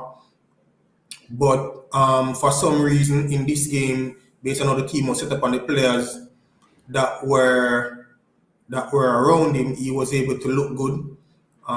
Even yesterday, Kranky, when I was watching your watch along, and I think you were at pains to try to tell Damien that he have to come short for the ball. Because in too tall. Yeah, he was too far up the pitch. And so I just think his experiment in the middle, I think it worked. There are some things that you do in some games that work on a short-term period, but at a point you have to realize that this cannot be a long-term strategy going forward. And I think that is one of them. I think the idea of playing Shamarnikas and Antonio too is one of those experiments that I don't think it's going to bring forth good results, because I just don't think the players complement each other as best as they can or best as they should. But I think I think it would be fair to give the coach I don't know, at least until the other round of World Cup qualifiers or maybe the Nations League that comes up first before the church continues about firing him. But I think some of those sentiments just come out of the heat of the moment in terms of our team lost and persons are emotional and they just want to find someone to blame. And sometimes the easiest person to blame is the coach or maybe a one player who missed a chance. So, and I think the way the team played in the second half, it shows that they have the ability to play well. And a lot of people give the coach slack when the team doesn't possess the ball and when they don't play well. So I think when they do well now, you have to give him the kudos to say he somehow got them to do well, and hopefully it's something that they can build on going forward. So here's something I thought about, actually. A couple of things, Brian. One is we're playing with 4 midfielders yesterday. So Lati was normally playing with 2 people in there, him and somebody else, which actually doesn't work. They need more support. So you think about Palmer and Lowe and Lati, right? And Bobby, they were all playing midfield yesterday. So you're playing with 4, so you're pot in the middle. So you're not playing against Mexico and US who dominate the middle. You have more bodies in there, which help you cover up some of those space and give you more time, right? When you win the ball, you have people closer to your play. Even though, as you alluded to, when we wing backs get the ball, we're not supporting. That's why Limby struggled yesterday somewhat because he wasn't getting the support. Secondly, we talk about the coach and some of the decisions that he made. He's playing two Titanics. We've been talking about this forever. How do you play a game? So this is for Andre and Marlon and you, Brian. How do you play a game where a player in the game, people, want to listen to me, played a whole 80-something minutes? In the first half, somehow Andre increased the number from 1 to 2 touches. We're not talking about passes.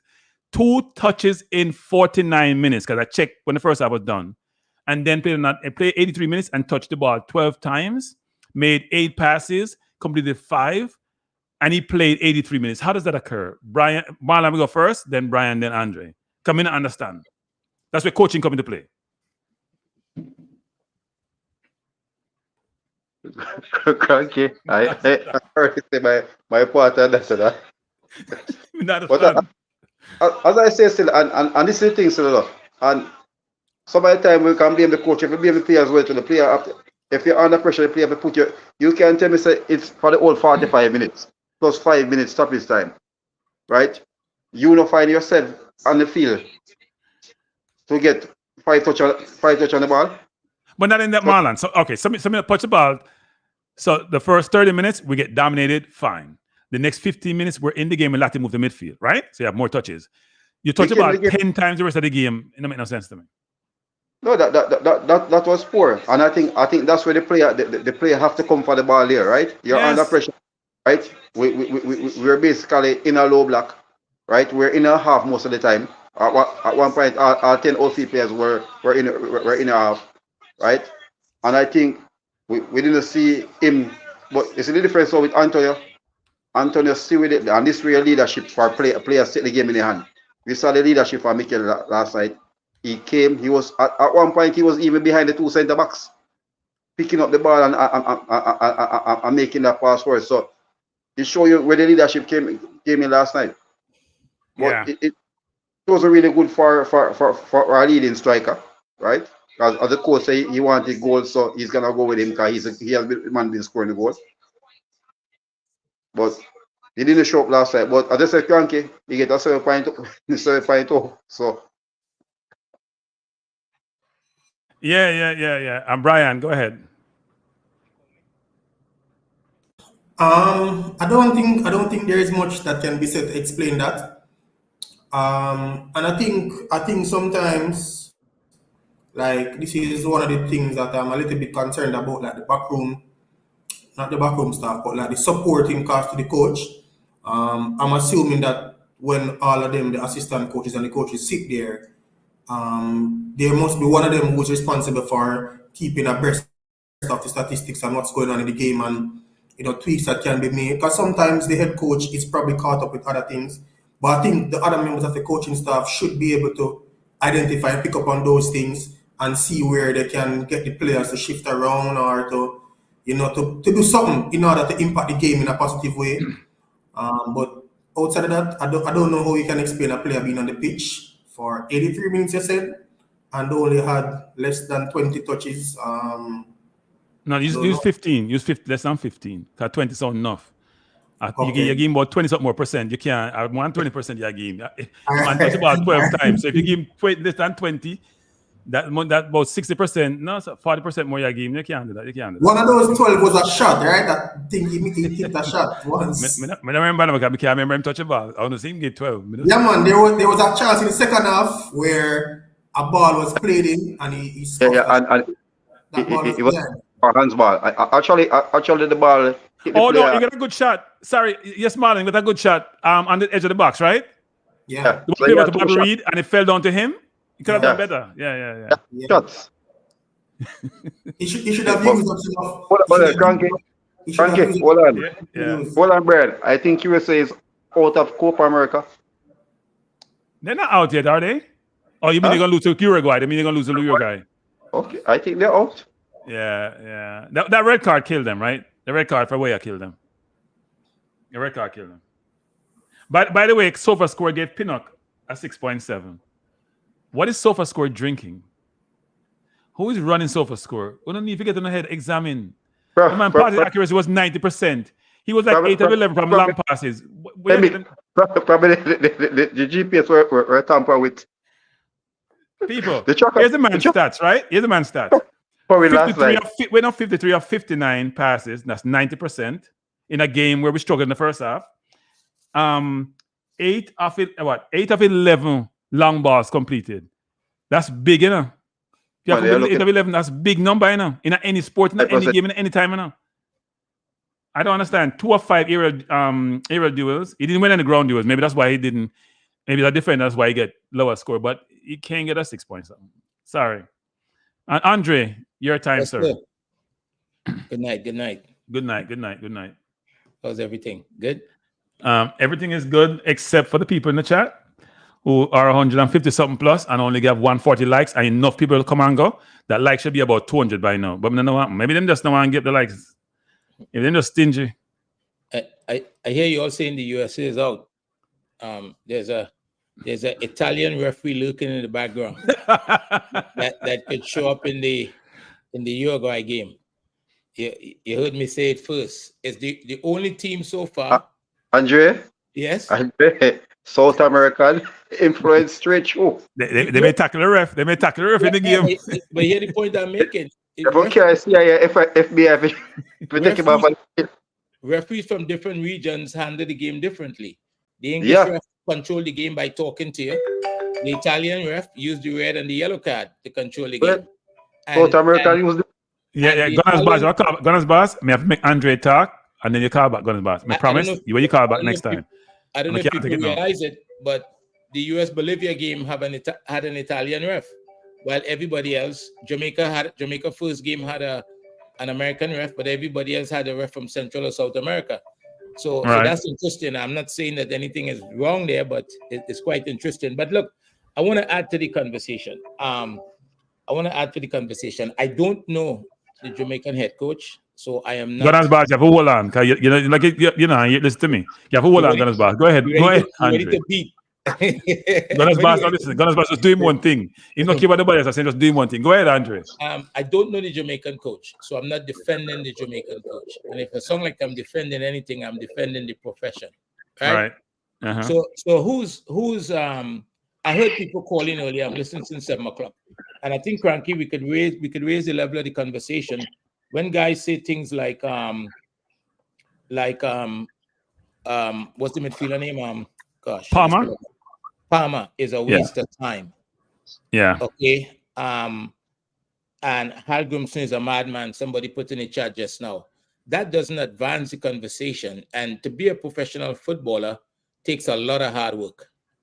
And somebody sees enough in Casey Palmer to pay him, right, where he can make a living playing that sport. So I think if people want to criticize the players, I think they need to be specific on the qualities, the actions that they are criticizing instead of just making general statements. We're criticizing the coach a lot, right? And again, I don't know the coach. I'm not defending the coach. But who is Jaime Hallgrimsson? Right? That's a guy that coached for Iceland, right? He put Iceland on the map. Anybody that coaches Iceland after him is going to be under his shadow, right? He took them to the Euros, right? So I think to suggest that he's not a leader, I think is also something that we have to look at. There's different type of leadership styles, and maybe his leadership style may not fit the Jamaican market or the CONCACAF market. But to say he's not a leader, I think that's a little bit reckless, right? And the thing that we are not looking at, and this is something that's happening in the region. We're not looking at ourselves, right? So one of the things that happened in the region is that we are taking coaches, and because they do a course, we give them a national youth team, or we put them on a national staff. So is anybody asking the question, is he surrounded by a staff that can help him? Right? Does he have enough expertise to do the job? Is the environment one that is conducive to him being successful? Meaning, does he have the resources? I went looking, and when we talk about leadership, while he was the coach of Iceland for 7 years and trying to qualify, he would go to different places and discuss with the public might be in a bar somewhere or what and have conversations about the strategy to qualify. It's not happening in Jamaica. Why is that not happening in Jamaica? You understand what I'm saying? And there's a lot of criticism of him, but we're not looking at the other side. But does he have everything that he needs? You should just listen to YouTubers then. Say that again, please. You should just listen to YouTubers. Yeah. Well, I mean, there's two sides, and we need to look at it. So when we take a coach is just like a player. A player, the national team is not what you use to advance players' career. Players develop, and they have to go and find a club somewhere to advance the game. And if they're performing, they get selected for the national team. I think it should be the same for coaches. Coaches should have a body of work that they should experience. So we leave from the region, we go, we bypass America, we bypass Mexico, we bypass Brazil, all these places, and we go to Europe to find a coach. And then we say, like somebody is saying here now, I think somebody is saying in the chat that he's not a leader for Jamaica. Well, what type of leader would be successful in Jamaica? Who was? We're not going to answer that question. Well, in 1998, you had a coach that was successful, right? We had a Brazilian leader, yes. Right, and now no nonsense. Now the world has advanced. Maybe that's the type of leader that we need in the region to have success. Because if we don't know what we need and we remove him, we're probably going to bring somebody else that may not provide the same, may provide the same outcome. You understand what I'm saying? Yeah. Because I think to qualify for a World Cup, it's a big project, right? And we're looking at individual games. I heard somebody saying today that the second half of the game yesterday was only the way it was because Ecuador pulled off. I think yesterday the quality of the football was advanced, right? Yeah. Andrew, just a question. Why would people say that? Why are we like that? But our team changed the game. The game changed not in the second half. The game changed when Lati went to midfield. Right. And that was a decision that the coach made. He made an adjustment. Yeah. Right. He influenced the game from on the bench. Yeah. So I think the conversation should also look at the other side of the coin. Does he have the support and the things that he needs in the background, the things that nobody is examining at the moment? And at the end of the day, I think if he's not the person for the job, the leaders would know that, right? Andre, can you address that comment on the thing? What was the comment? Which one? Hey, Gunners Boss, 1 more minute, Gunners Boss, and the time is yours. I mean, it'll take long. 1 more minute. Andre, just address the comment, and Gunners Boss can come in. I don't know. Andre, why are you stuttering, Andre? No. Andre, why are you stuttering? Why are you stuttering, Andre? Why are you stuttering? No, I'm getting ready to answer. I don't know. You know what? I'm going to let Gunners Boss answer that. So, Gunners Boss, I'm going to bring in Gunners Boss. He's just stuttering. I'm going to bring in Gunners Boss. Gunners Boss, there's a comment on the screen. It says, and I read, Craig Butler for Reggae Boys coach. He's the leader we desperately need at this psychological moment. What's your thoughts? And then you can tell me what you're thinking. Gunners Boss, are you there? Yes, Kranky, I'm here. Big up yourself. Bless. Andre. Yes, sir. Legend, hey, Andre, is a big supporter of yours, you know. Andre, say if you get your own show, you know. May I tell him so I'll pop show him I look for. But anyway, say what you say. Brian Martin. And yeah, big up Gunners Boss. Before you continue, Kranky. Bless up, brothers. Bless up, Pioneer. What do you say, Gunners Boss? What do you say? No, Brian. I thought Brian was gonna say something. No, your time. Yeah, man, I was gonna say something. I'm saying if it's the question is about this comment on the screen. Yes. I don't want to be involved. Okay, so there's a comment on the screen which basically says Gunners Boss, and everybody seems to be jumping. Wait, Marlon, do you have a comment on the comment on the screen? No comment. Repeat the comment again. Comments, my panels them just get freely. No. So let me just say this again. Craig Butler for Reggae Boys coach. That's what it says. I know, but people, let me tell you this. I'm gonna mention some people in my program, but I read why it. In fact, you know what I say? I will change it. Phoenix Boss for Reggae Boys coach. He's the leader we desperately need at the psychological moment. You know, I hear me mention a person in my comment program, you know, I mean, not like forgetting certain things, but the person built up the comment. So what's your view, Gunners Boss? Do you think this person should be the Reggae Boys coach?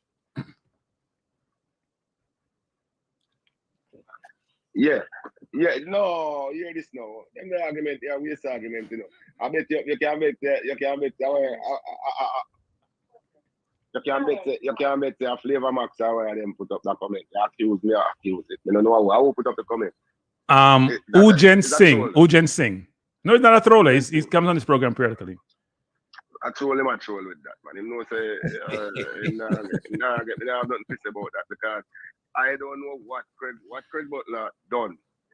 Ask him what Craig Butler done to earn the right support to Jamaica. So Ujen Singh, you can call in after Gunners boss and explain your rationale for this person assuming this responsibility. Go ahead, Gunners. Yeah, man, because me don't know. Craig Butler have one average baller and a little youth on the rise, and him negotiate with the national team to get them play. And I talk about I am patriotic, I am this, I am that. Yes, man, listen, don't let me talk and do like what the Acosta do over so where the yeah, man. I'm not happy about the man not have nothing to do what he need to do right now. Instead of not talk about him to the JFF boss, what he need to do is open up the Phoenix Academy and build some more ballers so we can get to choose from. And stop talking about him and negotiate and him and this and him and that. I mean, not even come here to talk about that. You know. People have to go, man. Either that or you go, man. So what you want to talk about, Gunners? Anything else, you know? I mean, I know why I'm gonna come put up that for the screen. But I put it up because it was an interesting comment to put up. So blame me, because I put it up. I like trouble. I like trouble sometimes. I love trouble. You're upset Gunners boss with that. At the same time, yeah, tell Andre about Andre not to support me because me a Papi show. People. I didn't call you I'm being facetious. What are you talking about? What are you talking about? Tell Kranky the most downloaded content over his channel is the one that Gunners Boss put up. Yes, it's 2.5K. Yes. It is one of the most downloaded. Tell the people them say, him put up a wrong heading. Him supposed to say Gunners Boss a bona fire for a such man. No. I'm not calling him. Well, you should have put it more, make more people see because that you do it. No, but Gunners Boss, here's what people don't realize. We don't Gunners Boss, you don't realize. I know this is not Gunners Boss. I know certain names generate views, you know. We don't want them views there. We don't want to put somebody's name to get views. Brethren, some people say them serve, but them not serve nothing. Them serve, them and serve things. Use a man who serve. You serve without fear or favor. Be fearless. No, it's not a fear thing, Gunners Boss, but I want to stare at certain things in life. So in life, you got to make sure you pick your battles, and certain battles I don't want to get involved in. Certain things I don't want to get involved in. I mean, I want to do things in a very credible way. I don't like toxicity. I don't like toxic things. You don't put up your thing because your thing, you had your say. I mean, no say to engender conversation. I don't want to call the person name. Man, we fighting people we called about when Craig Butler is a crop. Clip that too. No, I'm not click that. Come out here. Negotiating with the JFF with one average baller, and the other one where you take from his father when he turn big man and his father have them and carry man over the place. I might have to clip that. You take away man's son and I talk about your own in baller. Every time you do a Saudi Arabia because the mother are playing around money. He can't get pan Chelsea, not even them bench yet. So you that tell we say, yes, he was gonna start and in Chelsea team from last year. You look about them, you two look about them when you have them unpatriotic like you. So you them go, man. That me I tell you now, anybody we talk about Craig Butler, tell Craig Butler to go away. Go hide. Run left the Jamaican program and go build Phoenix. Phoenix we say Phoenix. Craig Butler and Phoenix we say and Craig Butler Mona High School or any other high school job you can get. You need, after you take Mona and take them to the Manning Cup, you need a more lucrative job because that's what it's going on. When you coach Alabama as an assistant, you get the next big job over Georgia as the head coach, Kirby Smart. Leaving Nick Saban. So that's what you have to do now. Step up your game and get the job over KC or over Georgia or over one of them big schools there. Go down which part, Mr. Oliver included they don't have steps or over Charlie Phillips or somewhere, although we don't like you over Jungle now. So at that, me I tell you, at that you do. I'm going to build Phoenix and leave the JFF alone.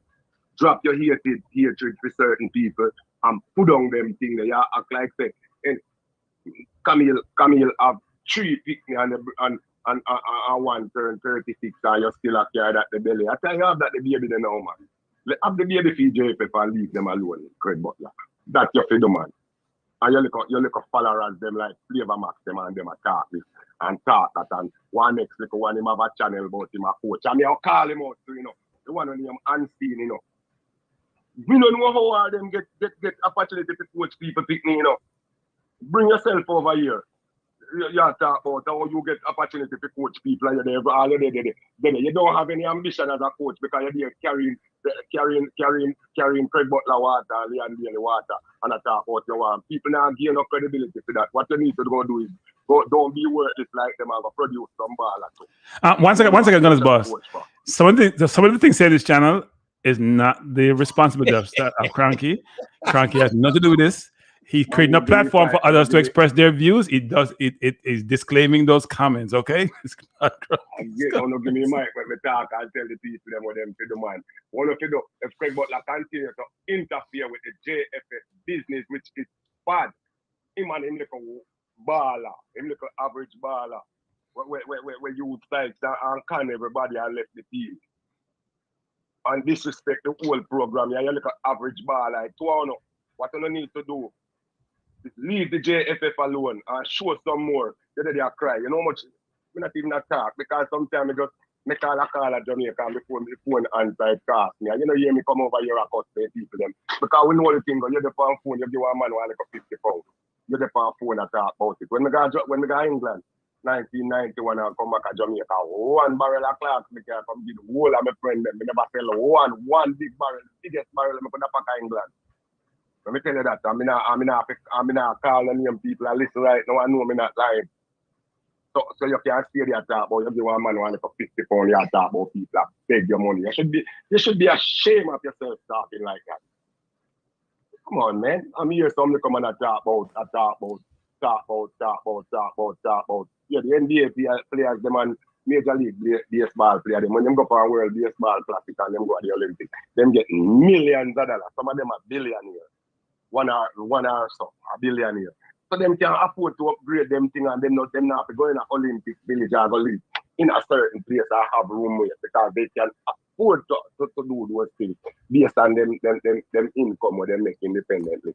You make a lot of money independently come in to Jamaica standard, brother. You should not complain about the little nothing man. Yeah. So you just be your own man and just man up and come tell the coach. So listen me man.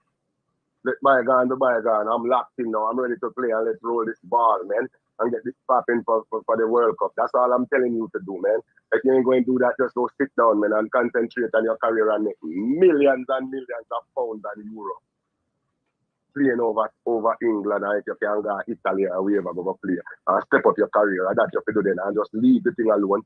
Stop the whole heap of tweeting, the whole heap of texting, the whole heap of all them things there. Come on, man. Y'all be acting feminine right now. Y'all be acting like girls, man. Y'all be acting like Coach that Costa, man. Come on. Y'all need to stop. All that stuff is not manly. Cranky. None of them things are not manly, whatever. One time now we have some little discussion and we go out here and we settle with dispute and we settle with beef and we good, you understand? Now everything will depend on the internet. I tell people one bag of things going relevant to most of we are going because you're not man enough. You're never man enough to just say, Coach. No, I'm going to do me like a party thing, you know. Consider me afterwards. And take your time and just keep it secretly and take your time and step away. You make a big scene over nothing. I know when you decide to burn down the house and disrespect with federation. Anything where we fly the flag, we not disrespect that at all. Not tolerate that from no man. I mean, no one. No man that come put up no comment about we want national disgrace to be the head of anything. No. We rate Craig Butler, but we don't rate him to no part of the national program. First thing first, him don't have the pedigree to talk to the right people. Them, I feel think them now go work in in a high echelon thing. First of all, them a go ban him. He not go able to go up on the TV, go talk. He not go able to do nothing. That he all on YouTube, Brian, him and some other go ban him. Yeah, because he not have that thing about him. So I just not for the man. We like me rate your arrogance, but keep it in the like a private business, man. This is national thing, brother. It's not gonna take your kind of thing. Now go work. So we don't want you be no coach, we don't want you be nothing. Hallgrimsson now. People are run around and I talk about fire. And the same people when I say fire the coach today, you know, Kranky, and then that's the last week, you know. When me I say the coach should have be at Jamaica look for some player instead of going to England, you know. Because if you go to England and never Leon Bailey, you're going to have a sit down with and settle whatever differences you have with. What was your purpose for going to England? We're going to Europe and do it here. And that me want to know because that's the only thing we need that thing say, yeah, well, good move, him go sit down and try to settle this thing with him and the ball and after everything, which I don't know how that work out now. But you can't fire him now because if you fire him have a contract, which I don't know what his contract is and I don't care to know, but I know if you fire him, you're going to have to pay him whatever the remainder of that contract is, and then where you're going to know, go back and go tell Carl Brown say you have him $100 a year to coach the team. Or you're going to tell Tapper to come back to $50 a day. Come on, man, don't be smart. You can't fire him now. You give him a 4-year contract, him start out late, him start out 1 year late. Because a 2 year him there on the job now, me I repeat myself, and this contract, him not get him put through the door yet, you know, him the 1 year late, you know. Them should have hire him 3 years ago. And this should have be in 3rd year coming up now. You see when I say Kranky, then you can say, well, all right. Because any you check it after the World Cup, I don't think he's gonna stick around. Depends on where him go. I don't think he wants to stick around for another 4 more years to the next World Cup. So we still have to look past this 4 year. And just know it's a 4 year and it might go in 3 years after the World Cup. Just leave the man alone about fire and then where you fire, what you do. So Gunners, question for you, Gunners. There's a lot of concerns about some of the coaches' decisions that he has made. And the implication of those decisions are it affects the team negatively. So what's your view on that? How does he correct some of those things, which I've mentioned a couple of things. One is in-game management, his selection policy, his formations. There are things out there which people are challenging.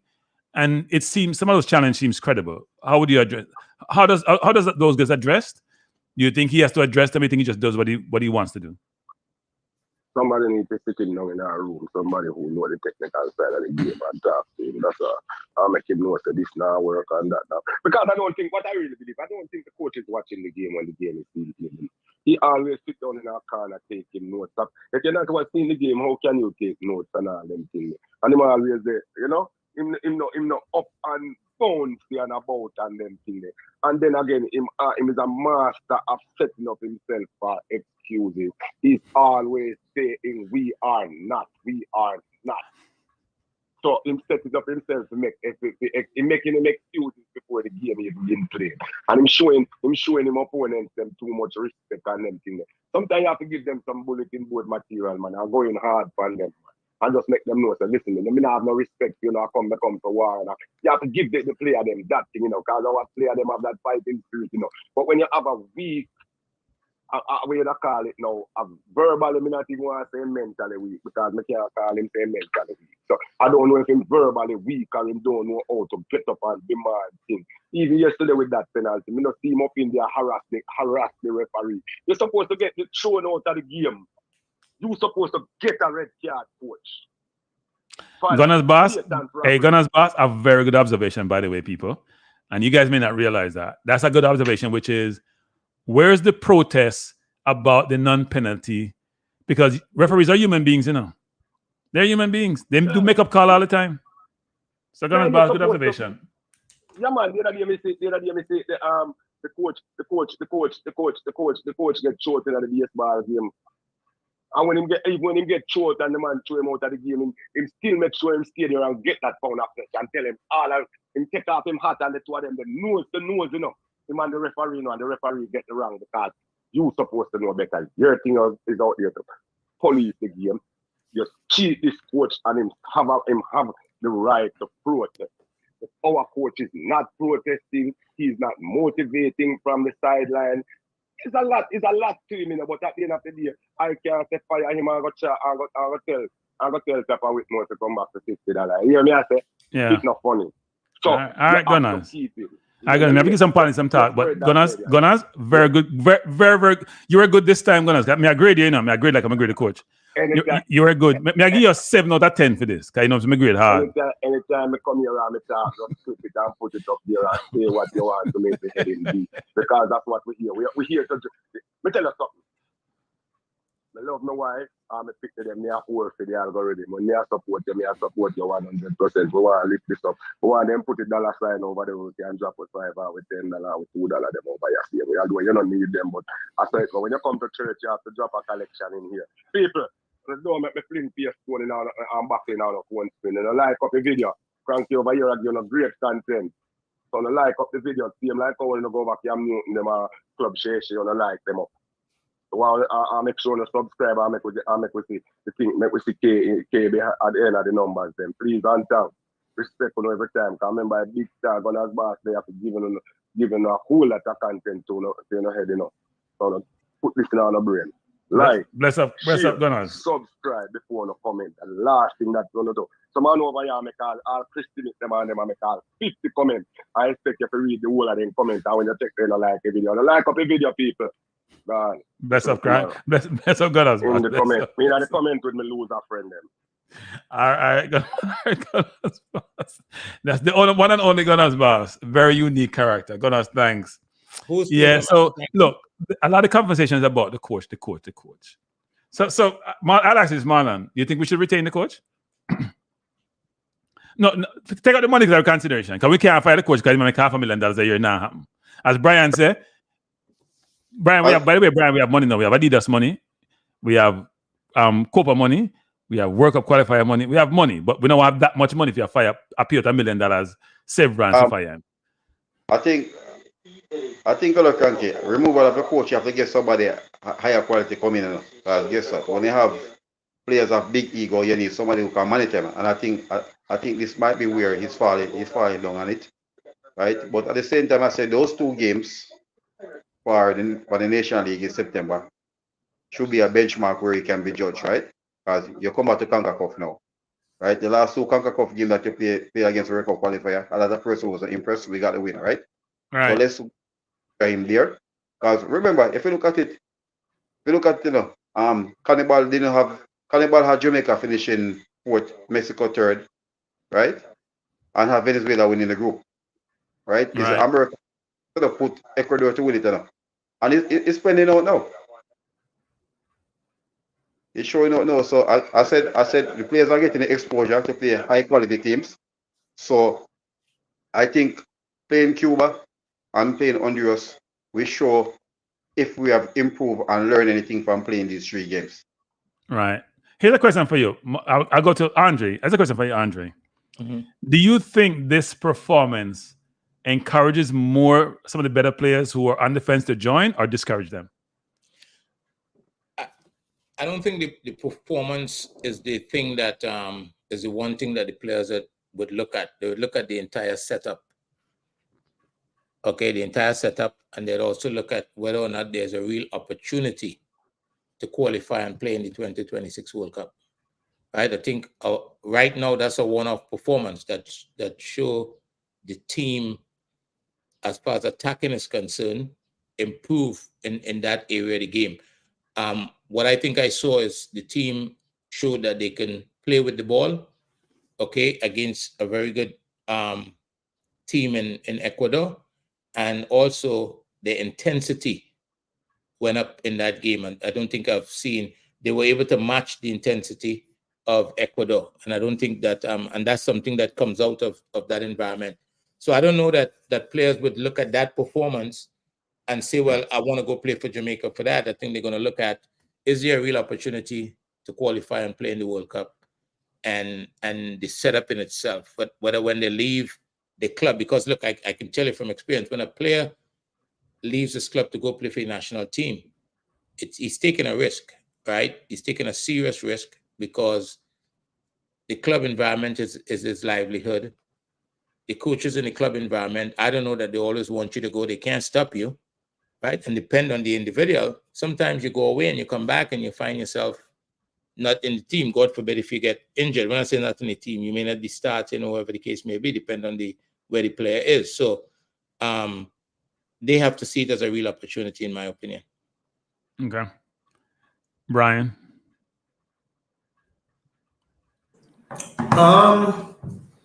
Like I said earlier, I think the coach was hired to bring the team to the World Cup. I know that sometimes you can see things or scenarios or situations that make you think that he's possibly not going to achieve his target or he may fall short. But I don't think at this point we're at that stage as yet. Because if you look at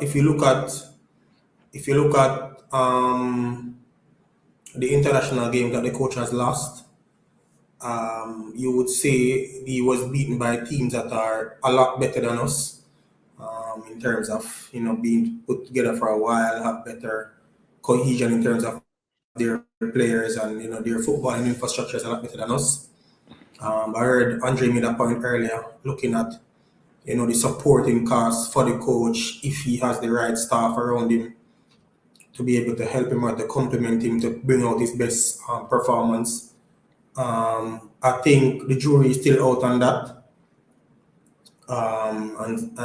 But the one thing I'd say though is, if he's a professional coach with the acumen that he's purported to have, I don't think he'd put himself in a position where he's not able to get the support that he needs. And so I don't think that could be used as really a massive thing against him in terms of to say that's inhibiting or preventing him from bringing out his best performances as a coach. But I don't know. I think one of the things you get in professional coaches, they have their idea of how they want to play and what they want to achieve and how they're going to do it. And for the most part, they are stubborn in doing it.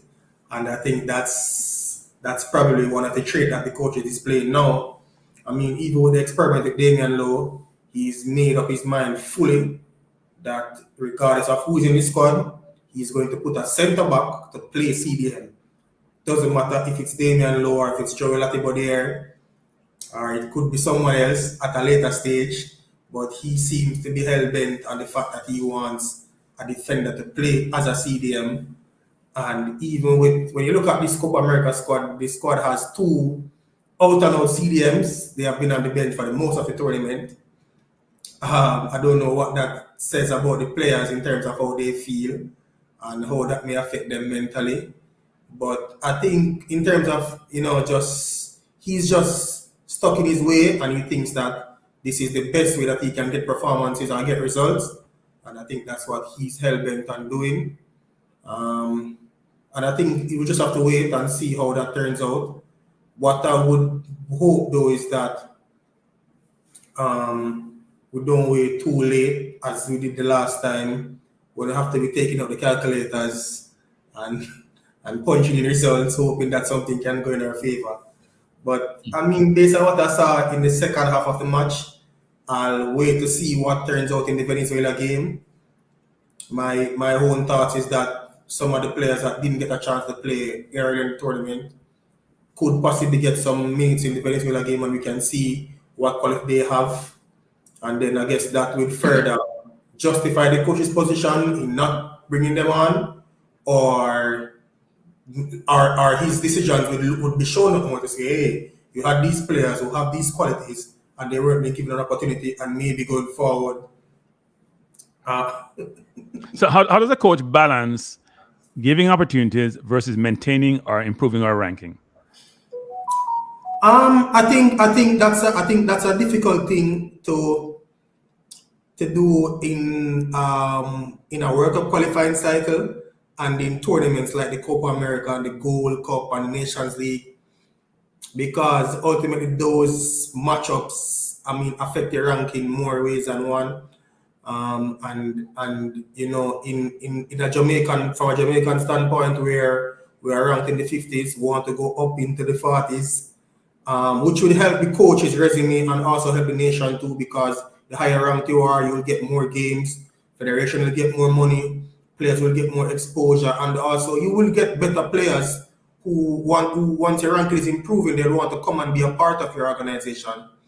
So I think, and I think the coach is probably aware of that. I mean, he's the one that is going out there trying to recruit players. I'm sure it would make better. I want to be there one day, Brian, and this is from all three of you. So I was saying before that the coach is a good recruiter, and somebody called me up and said, "What do you mean good recruiter? Who has he recruited?" Because I thought he recruited some of those players, and they basically said he hasn't recruited one player. And you know what? I can't name one player he's recruited. Yeah, well, I thought some of the players who came in, I thought he recruited them, but he didn't recruit them. So I was having a conversation this morning with someone, and they were making that point to me to say that the players that are here now were either recruited by Paul Hall originally, or what is originally meaning they were here when he was in charge, or they were players that he had in the pipeline who he had gotten them to commit, and he's gone, but they decided that they want to come nonetheless. Which is funny, because for a while there was a lot of conversation that the coach was in England. So I don't know, maybe the players that he's trying to recruit will see them in the next round after World Cup qualifying.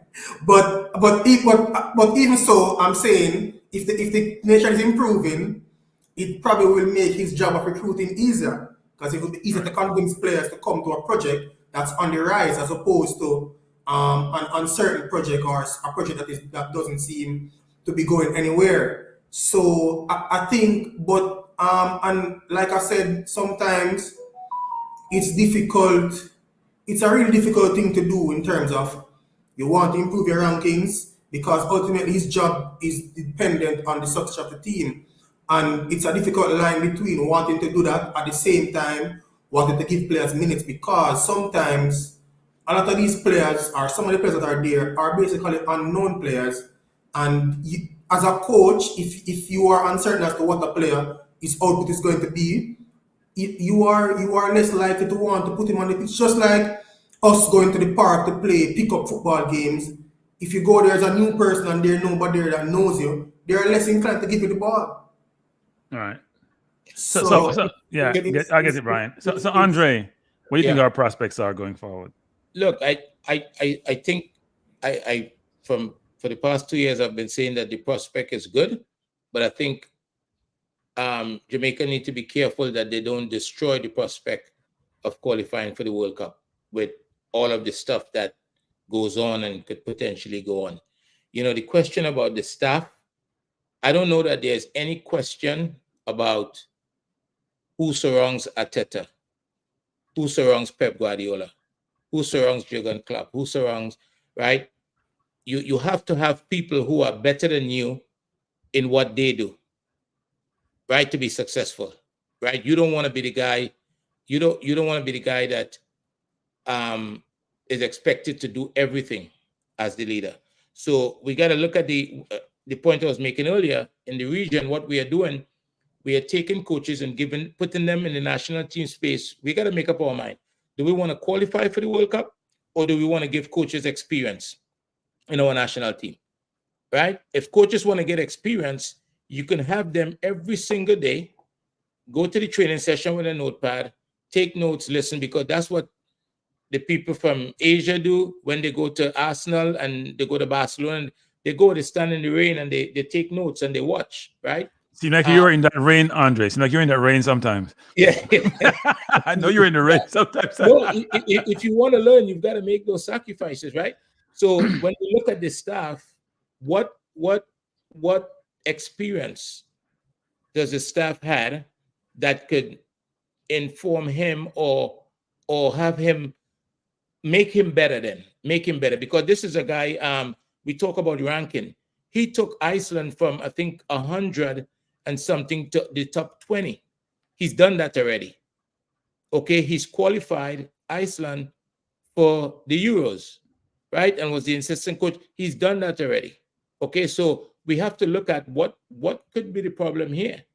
You know, I wanted to ask Gunners Boss just now, what would be the thing what would be the most difficult thing for him as a coach coming from Europe, dealing with the Jamaican culture that could have him, you know, it was pointed out just now, he didn't show the emotion that people think they should see on the sideline in a case where the team was robbed of a penalty, right?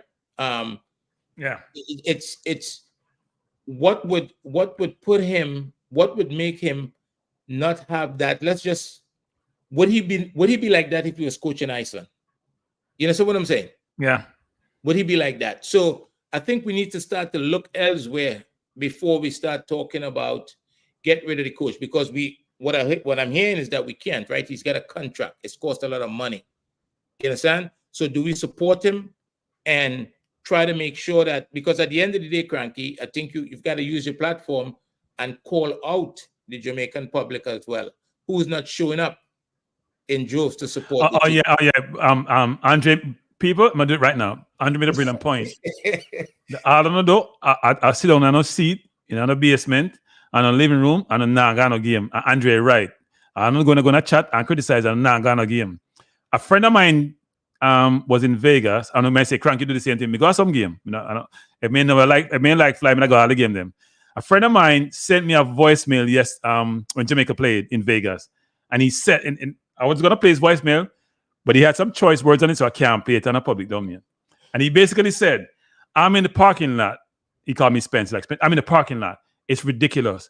All the Ecuadorians are here barbecuing, having fun. I see a sea of yellow. We can't see no yardman. What the yardman them there? I tell you, say yardman out there. I say, AQ and some of the people out there. Can go try to find him. So we can't find nobody. Because he doesn't normally go to games, but because he's in Vegas, frankly, he decided he wants to go. Kranky. There were some the Reggae Boys community where they were there. I know, but he's talking about the numbers. He's saying there's a sea of Ecuadorians, there's no sea of Jamaicans. And I've said this the other day, which is this. I don't think a lot of Latin Americans and some South American countries do as well as we do financially. So we can't make the excuse that even though it's expensive, that's finances that preclude us from going to the games. I don't buy it. It's a commitment. It's a religion for them. It's not for us. And when I go to Giants Stadium to watch, as mentioned before, Guatemala play, right? The stadium was full of Guatemalans. Uncle, aunt, niece, nephew, baby, very few Jamaicans. We scatter out. I sent you a voice. The Central American teams, you know, they have supporters clubs, you know. So what they have, like, if a game is in New York, for instance, there's a person who go buy a bunch of tickets for the supporters group. So that's why they're all over the place. El Salvador, Guatemala, Mexico. They are all where Ecuadorians come from? Because you know those Latin American countries, America, the US, Ecuadorians don't come in that as much. I understand Ecuadorians. I mean, I can understand Guatemalans and Nicaraguans and El Salvador. Where the Ecuadorians come from? Yeah, try to understand. They're all over the place. The first game, the first game with Canada, Argentina, you probably thought you're in River Plate. Well, me understand Argentina, and then we leave Argentina and come here, right? And we get visas, some of them. But we can't understand how we have more than 1 million Jamaicans in the US, much more than 1 million Jamaicans. About 1 million legal, probably about 2 million illegal. We have enough people. Enough people. And then now, nobody asks for no passport to go game, so you can't go to game them. So what them there? It's a difference, because remember, you see the culture of it. Football is their first sport, so you're gonna find all them being supported, right? It's disappointing. And I think Andre have said this numerous times. Go ahead, Andre. But we make a lot of noise though, and we behave as though we are fans of the game and we are supporters of the game. And supporters, I sent you a voice note today. I don't know if you got it, if you listened to it. The guy from England that was talking. I heard, yes. Right? Every time he goes, he's making £19,000 a year. And every time £19,000 a year, and he's going to all these games. And it's costing him £600 every time. Right? It's Wait, 19,000 before taxes or after taxes? That's a good question. He didn't say. He said. I mean, that's a fan. That's somebody that support their team, right? And I don't think in the region we are there yet. You know, I don't think we're there yet. We have to add other things to it for people to show up, and we don't support. You guys do a better job at it. We don't support our players. We don't know the players, and I'm speaking now about Trinidad. We don't know the players who plays in different parts of the world, except for those who was born and live in Trinidad. We don't, and the ones that we like. So I think the support factor is important too. But if the coach has a contract, and he does, and we can't fire him because it's going to cost. Nobody knows what the contract is like, but that was suggested just now. Then he's going to be coaching the 2 World Cup qualifiers. So does it make sense to support him so that you give the team a better chance of getting the results, or you don't support him, he don't get the results, and you can't fire him? But Andre, I think as Marlon's still there, I think part of the frustration is this that I see is people are saying there's some obvious things which are not being addressed appropriately. How could we say, look, it's very easy. Everybody. One second, caller. Everybody. What's up, Kranky? How you doing, man? 1 second, caller. 1 second. Let Andre finish and you can speak. Every fan could score that goal while sitting in the living room in front of the television. Right. Every fan could make that decision when you're in the hot seat. When you're in the hot seat as a coach, right? All our opinions here doesn't mean anything. The only opinion that matters is the one that he implements, whether it work or not. You understand? When you figured out yesterday that he was Latin in the midfield and he changed the formation, right? That changed the game. We could have seen that if you and I had said, maybe he should do this, right? It wouldn't have made a difference. You understand what I'm saying? Well, no, we were saying it shouldn't be 6 midfielders on the field, six defenders. But we couldn't do anything about it. We couldn't do anything about it. Correct. Right? We couldn't do anything about it. Right. He's the one that gets to make the decisions, and it's not like it's somebody without a history. I think he might need more resources. He might need to add. They might need to add to his staff people who are better than him in what they do. Right? All these big coaches, they have people that they trust that deals with different parts of the game. Right. Carl, go ahead. Is this Kyle? Kranky, what's up? Yeah, man, what's up? Go ahead. Not much. How you doing? Oh man, I don't know, man. I'm sitting down here listening to all the conversation about firing the coach, and I'm scratching my head, wondering how did we get to this point? Right. Because when I'm looking at the coach, I mean, I'm basically trying to go back in history, and from what I've seen, he's been in 1 Gold Cup. He's been in a Nation League campaign, and now he's been in COPA. You know what I'm saying? So, I mean, and we have seen his progress. We have seen his progress. We have seen his progress to the point where people are saying Jamaica can attack teams in COPA America. Previously, no one wouldn't even discuss that. All they would think is, how much are we going to get? And we're going to defend for 90 minutes.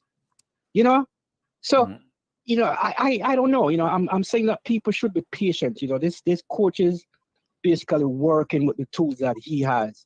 And in my opinion, his biggest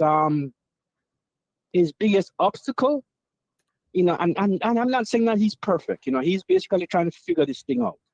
He's trying to balance it out. But his biggest obstacle, from what I believe, is this whole Leon Bailey drama. And that's on him. That's on him.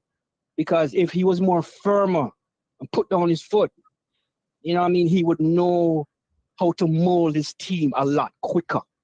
Because I believe that drama basically put some monkey works in his path forward. Right now, he deserves the pressure. But there's no in the world that I am going to entertain firing this coach at this juncture. I mean, the first game against Mexico, we lost by 1-0, and we were in that game. He made some tactical errors, fine. this game against Ecuador, Ecuador basically beat us on some technical goals. I mean, deflected ball, number one.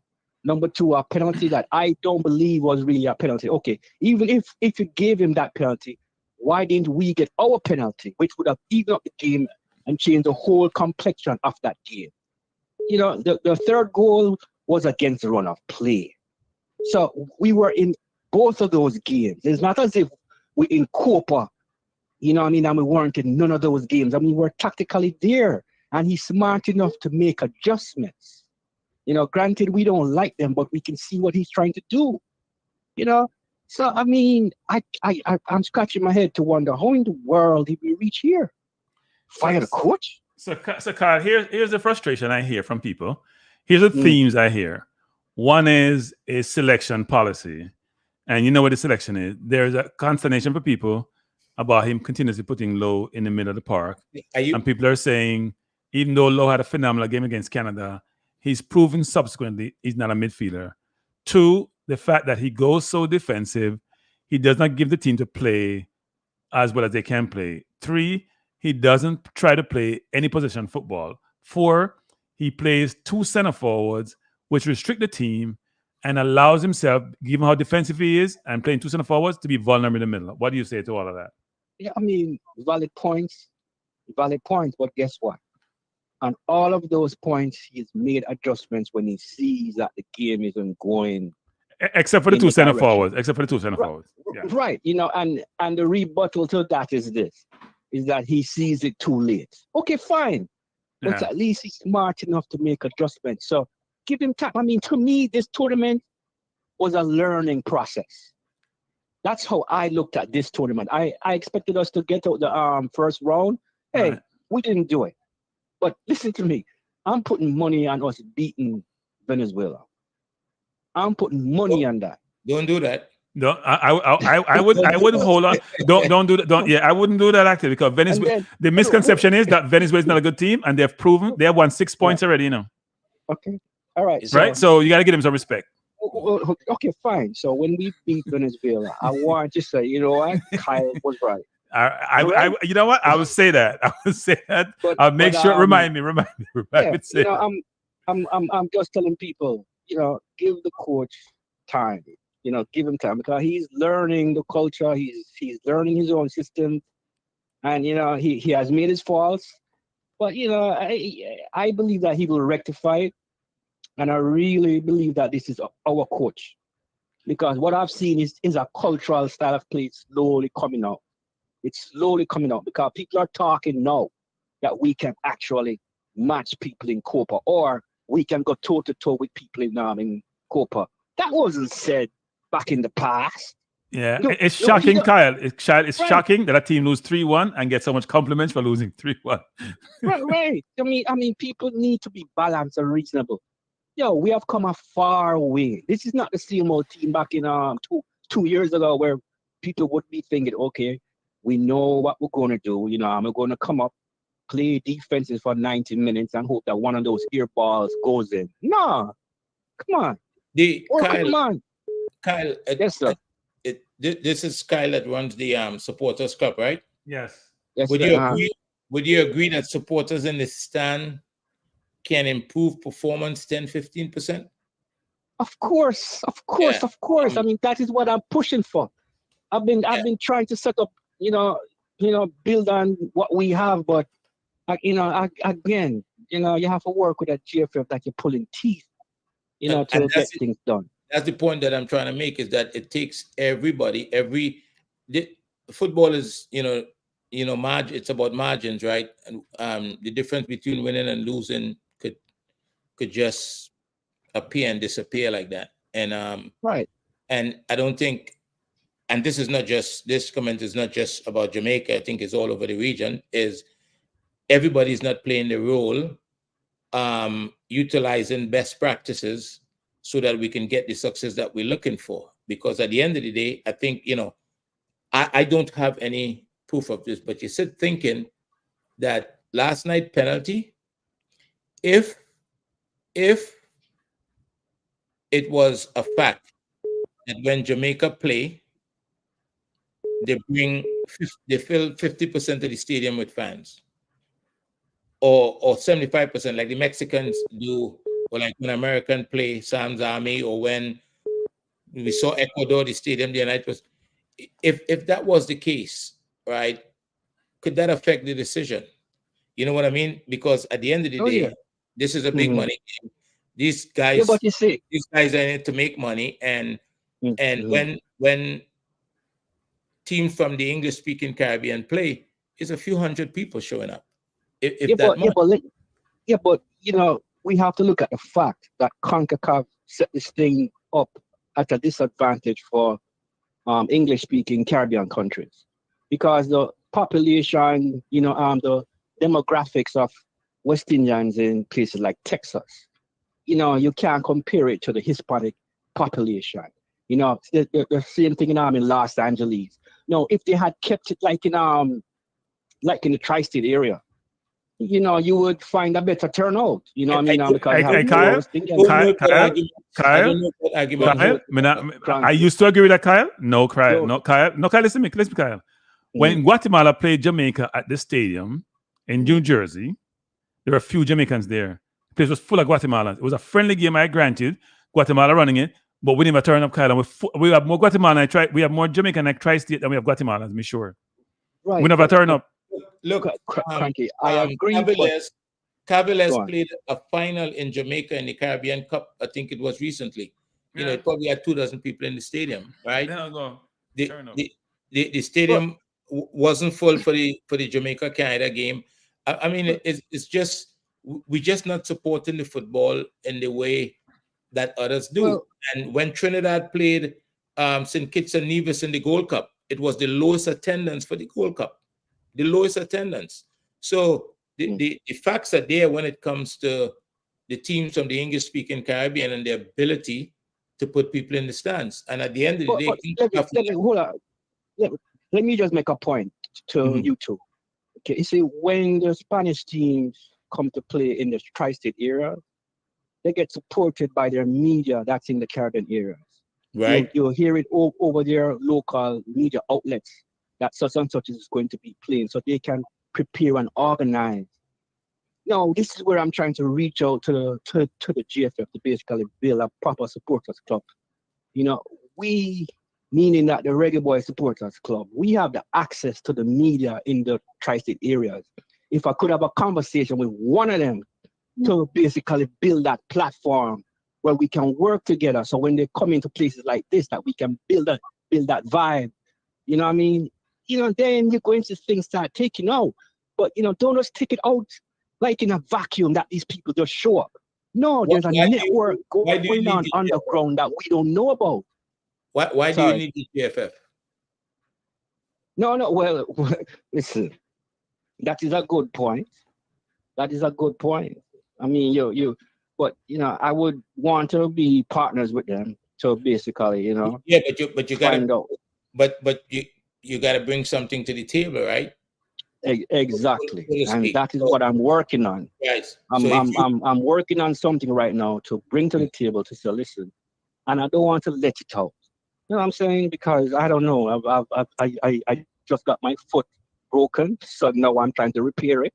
So, you know, I'm just holding on some things until I can sit with these people and speak with them personally. Were you playing football or your wife beat you? Which one? Boy. He's stepping out old. I will keep my secrets. Kranky, what is Gunner's boss asking here? He said, is it a fact that the further away from the penalty zone Low plays is better based on his style of play? No, Gunner's boss is saying Hispanic outnumbers in the tri-state area. No. We're confusing totality of Hispanic versus individual countries. Yeah. I don't think Guatemalans outnumber Jamaicans in the tri-state area. I don't think so. Maybe the totality of Nicaraguan, El Salvadorians, you know, all those countries, you know, people from Honduras in totality, but not individually, I don't think. Mexicans are a different story because they're everywhere. But you can't say that we have more Guatemalans in the tri-state than we have Jamaican. Forget about Caribbean in general, but Jamaicans. I don't think so. Kranky, let me just give you a little history. back in the days, before you had what you call it now, the games coming on TV, right? And you had to get them by pay-per-view. We used to go to the Spanish clubs, pay-per-view club, watch these games, right? And they were all stacked with Spanish people. So, that was proof to me that they were organizing themselves way back then. Right. To basically find the outlets as to where they could pay-per-view and, watch their games. The only reason how I found out is because I had a Spanish friend who was a guy from Costa Rica of Jamaican heritage, and he would say, Kyle, if you want to watch the game, this is where it's going to be. And we would go to games and watch games. Panama, Costa Rica, name it. Me and him. So, that's the kind of stuff that they have going that we don't have going.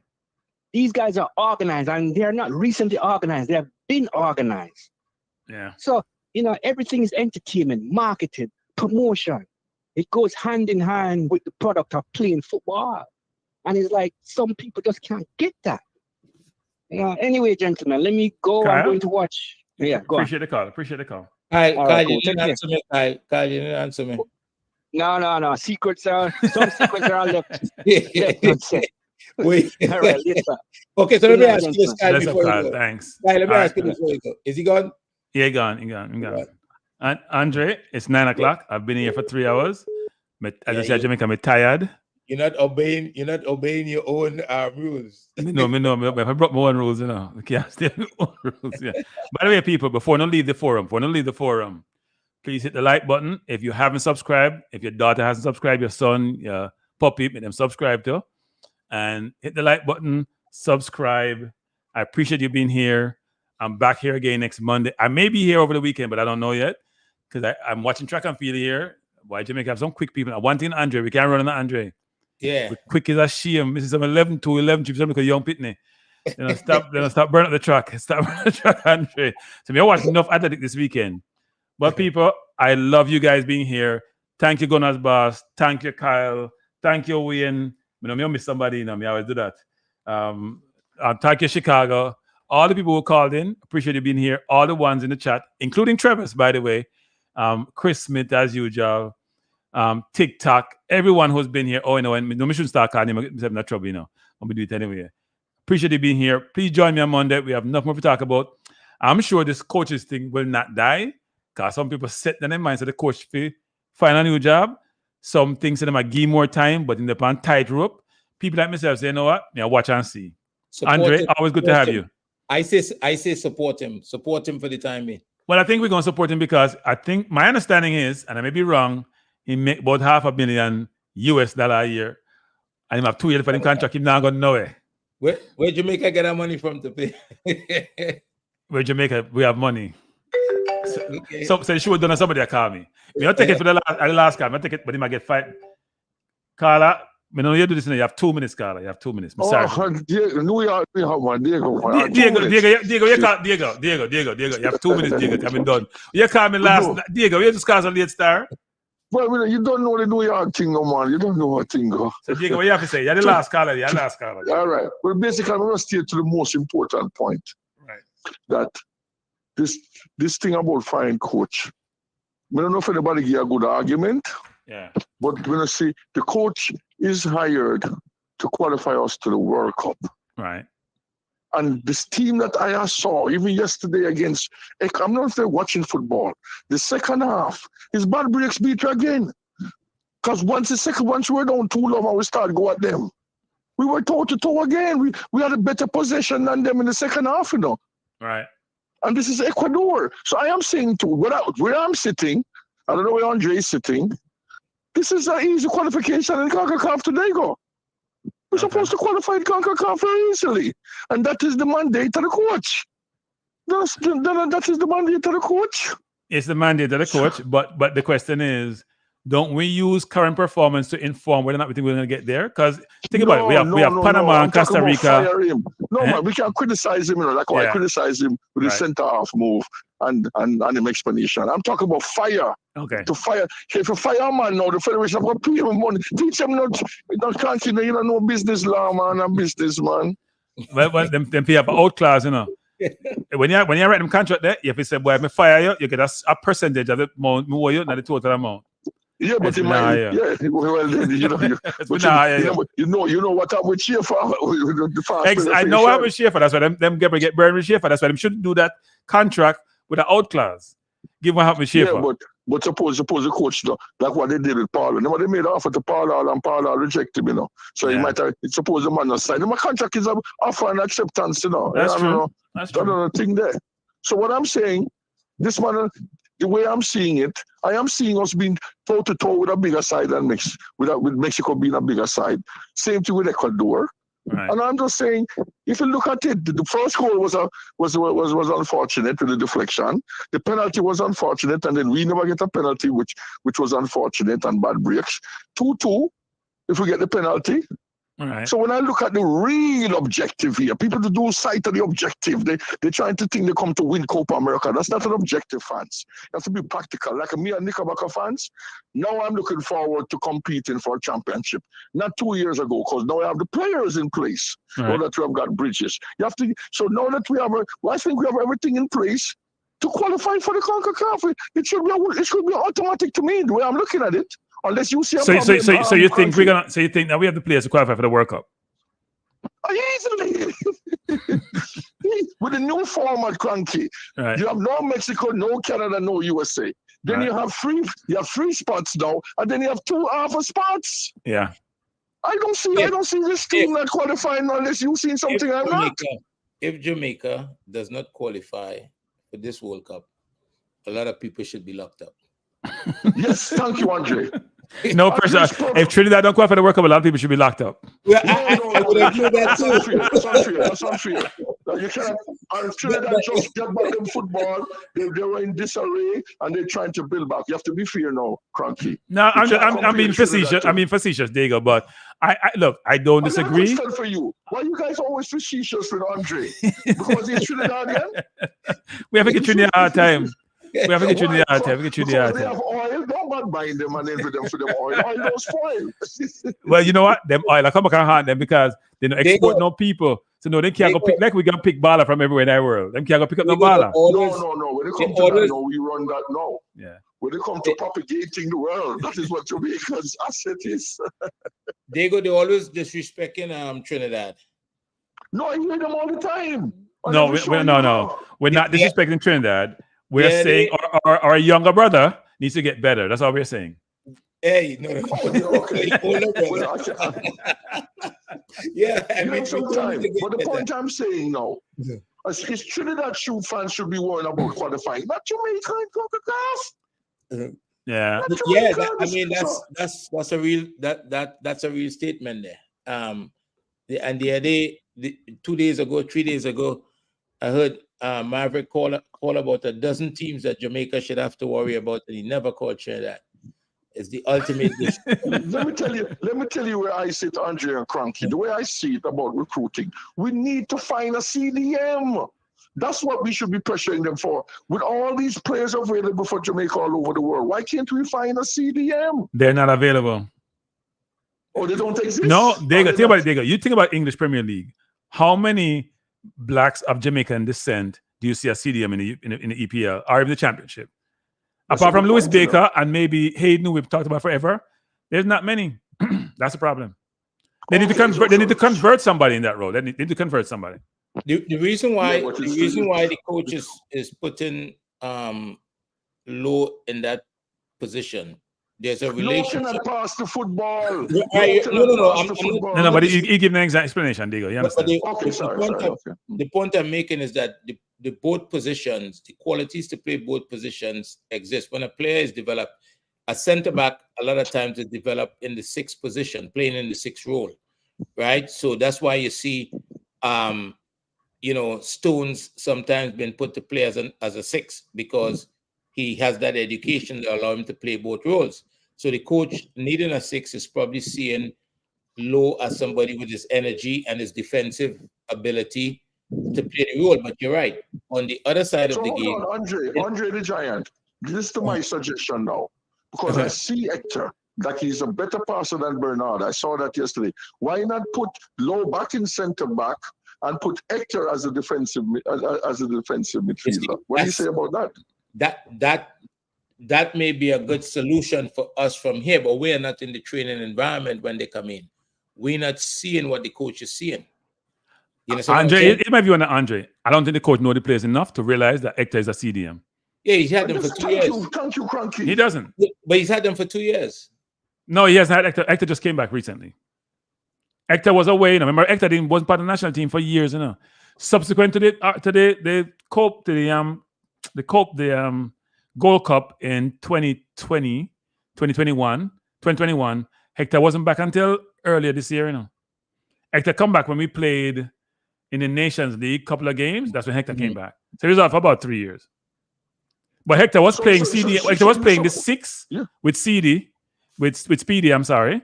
They were playing. Yeah, they were alternating in that middle for a while actually. I think what we need to realize. Kranky, if you're saying, hold on there, Andre. If you're saying that we don't have none out there, then because I don't know, you guys are doing the scouting.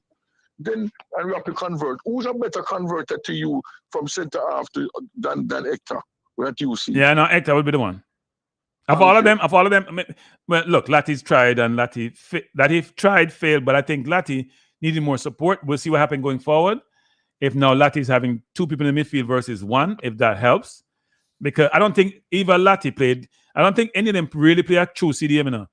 They play some kind of hybrid role. There's no true CDM there. That's part of the problem. And that's part of the problem. But what I'm going to tell the coach, if wherever he's at, wherever you are, coach, if you're listening, stop what you're doing, listen to Dago. You see, when we go to qualifying, I want you to go at them. The same thing you did in the second half when you had no choice. You can do this against CONCACAF teams. Be more aggressive, be more creative, allow the freedom. Look at the number 14. What's his name? Palmer. Yes, look how he was attacking in the attacking zone in the second half. It's the best midfielder that Jamaica has. I'm telling you, Kranky. So if he allows the players then to go forward, express in CONCACAF, we're not supposed to be sitting back with 6-7 defender against Panama and Costa Rica, and El Salvador and Guatemala. We have to go at them. Yeah. But maybe after yesterday, we'll see more of that.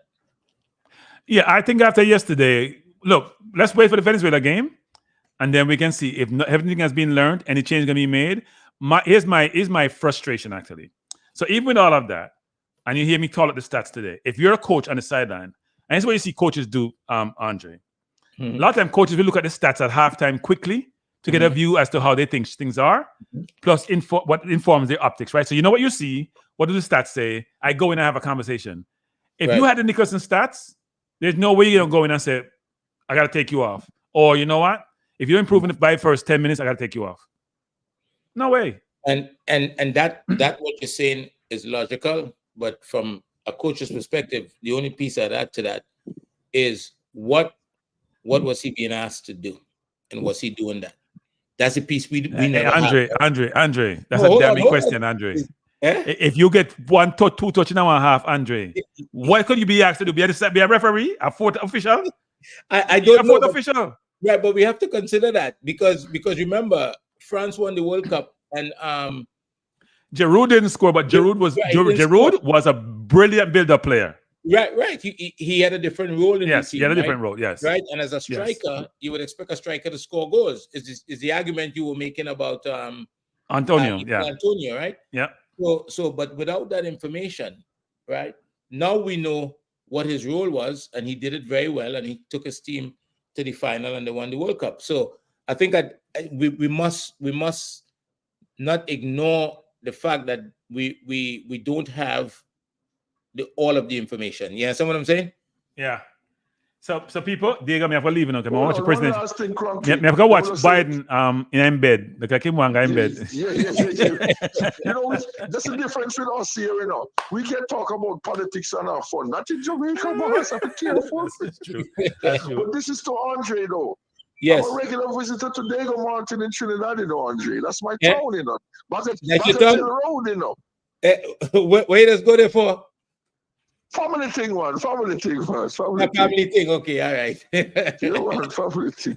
Just be safe when you go. But one last thing, Kranky. Are you really saying that nobody else came in since the coach came in? All these players was inherited from COPA? I thought they did, and I was giving him credit, and people point the players and say, no, he didn't bring in any player. What about Damari Gray? No, I think Gray was on the bub. I think Bailey's one of the people who helped recruit Gray. Different people recruit him, but I think there were other people who recruited Gray, not him. So Leon Bailey recruited Gray? He was part of the whole contingent that did it. So can they say that he doesn't love Jamaica then if he's recruiting? Anyway, let me leave that alone. That is just a mess. Yeah, that's toxic. That's toxic.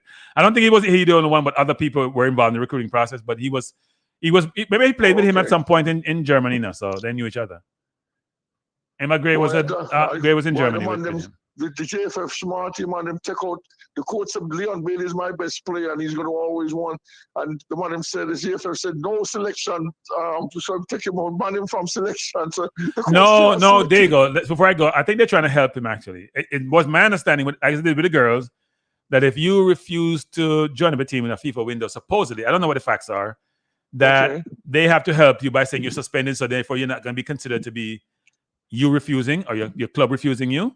That's what the argument is. But then they say it's going to go to a disciplinary committee. So it's not like a contradiction. We don't know. We have to get more facts first before we come here and speak with authority on the matter. Well, you don't know. Once it comes to Leon and the JFF, you have to work with the facts, not the hearsay. Yes, exactly. All right, guys. All right, sir. Thank you. Yeah, all right. Cool. Andre, yes, always sir. good. Always good. I'm not taking any more call people. I'm done for the night. At 9:15, me there 3.5 hours. Me not do them thing. Me the 2 hours. It go extra time. Thank you for being here. Appreciate you. Hit the like button before you leave. Me not take no more call. Me the phone ring again. I'm sorry, caller. I apologize. Call me back Monday. Andre. Yes, sir. Bless up. Thanks. Yes. People, enjoy the weekend. We're out of here. I may be back, but I may not be back. But we do the game on Sunday, right? By the way, I'm doing the game on Sunday, but I'm talking about the athletics. I may come back side of athletics. I don't know yet. But we're doing the game. Yes, people. Pre-game, thank you, Andre. Pre-game, watch along, post-game, Venezuela, be here or be square. Peace out. Don't promise no post-game. You know, just get if the No, I do a post-game. Well, we're not going to work the next day like you. We had a post-game. Right. Okay. Bless up. Good night, everybody.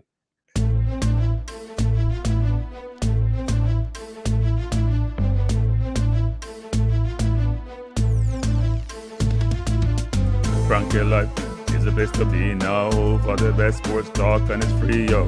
Kranky Live will be your guiding light by keeping you informed both day and night. Kranky Live, tell them. Kranky Live, heed them. Kranky Live, want them. Kranky Live. From the courts to the field, we'll never lose because Kranky has the hottest news. With expert analysis, we break it down. Our in-depth coverage is best in town. Kranky Live, tell them. Kranky Live, heed them. Kranky Live, want them. Kranky Live. Kranky Live, where the sports is spicy and where we keep the discussion lively. Kranky Live, get to know the name because Kranky analysis is never lame. Kranky Live, give me my Kranky Live. I want my Kranky Live. Must have my Kranky Live. Whether it's football or track and field, you know Kranky is at the wheel. So join the journey through victory and defeat and subscribe and don't miss a beat of Kranky Live. Tell them Kranky Live. Heed them Kranky Live. Want them Kranky Live. If you're from England or USA, from Kingston or Bombay, from Kenya or Canada, Lagos or Havana, visit Kranky Live. Tune into Kranky Live. Like up Kranky Live. Subscribe to Kranky Live. Kranky Live coming to you on weekdays. Kranky Live sometimes on Sundays. Pull up a chair and take a seat because Kranky will always bring the heat. Kranky Live. Me say fi tell them Kranky Live. Me say fi heed them Kranky Live. On them Kranky Live. Kranky Live will be around. Kranky Live is the best in town. Me say fi heed them. Me say fi want them. Me say fi heed them. Want them, heed them, want them. Kranky life. Kranky life. Heed them, want them, heed them, want them. Kranky life. Kranky life. Heed them, want them, heed them, want them, heed them, want them. Kranky life. Kranky life. Kranky. Heed them, want them, heed them, want them, heed, want, heed, want, heed them.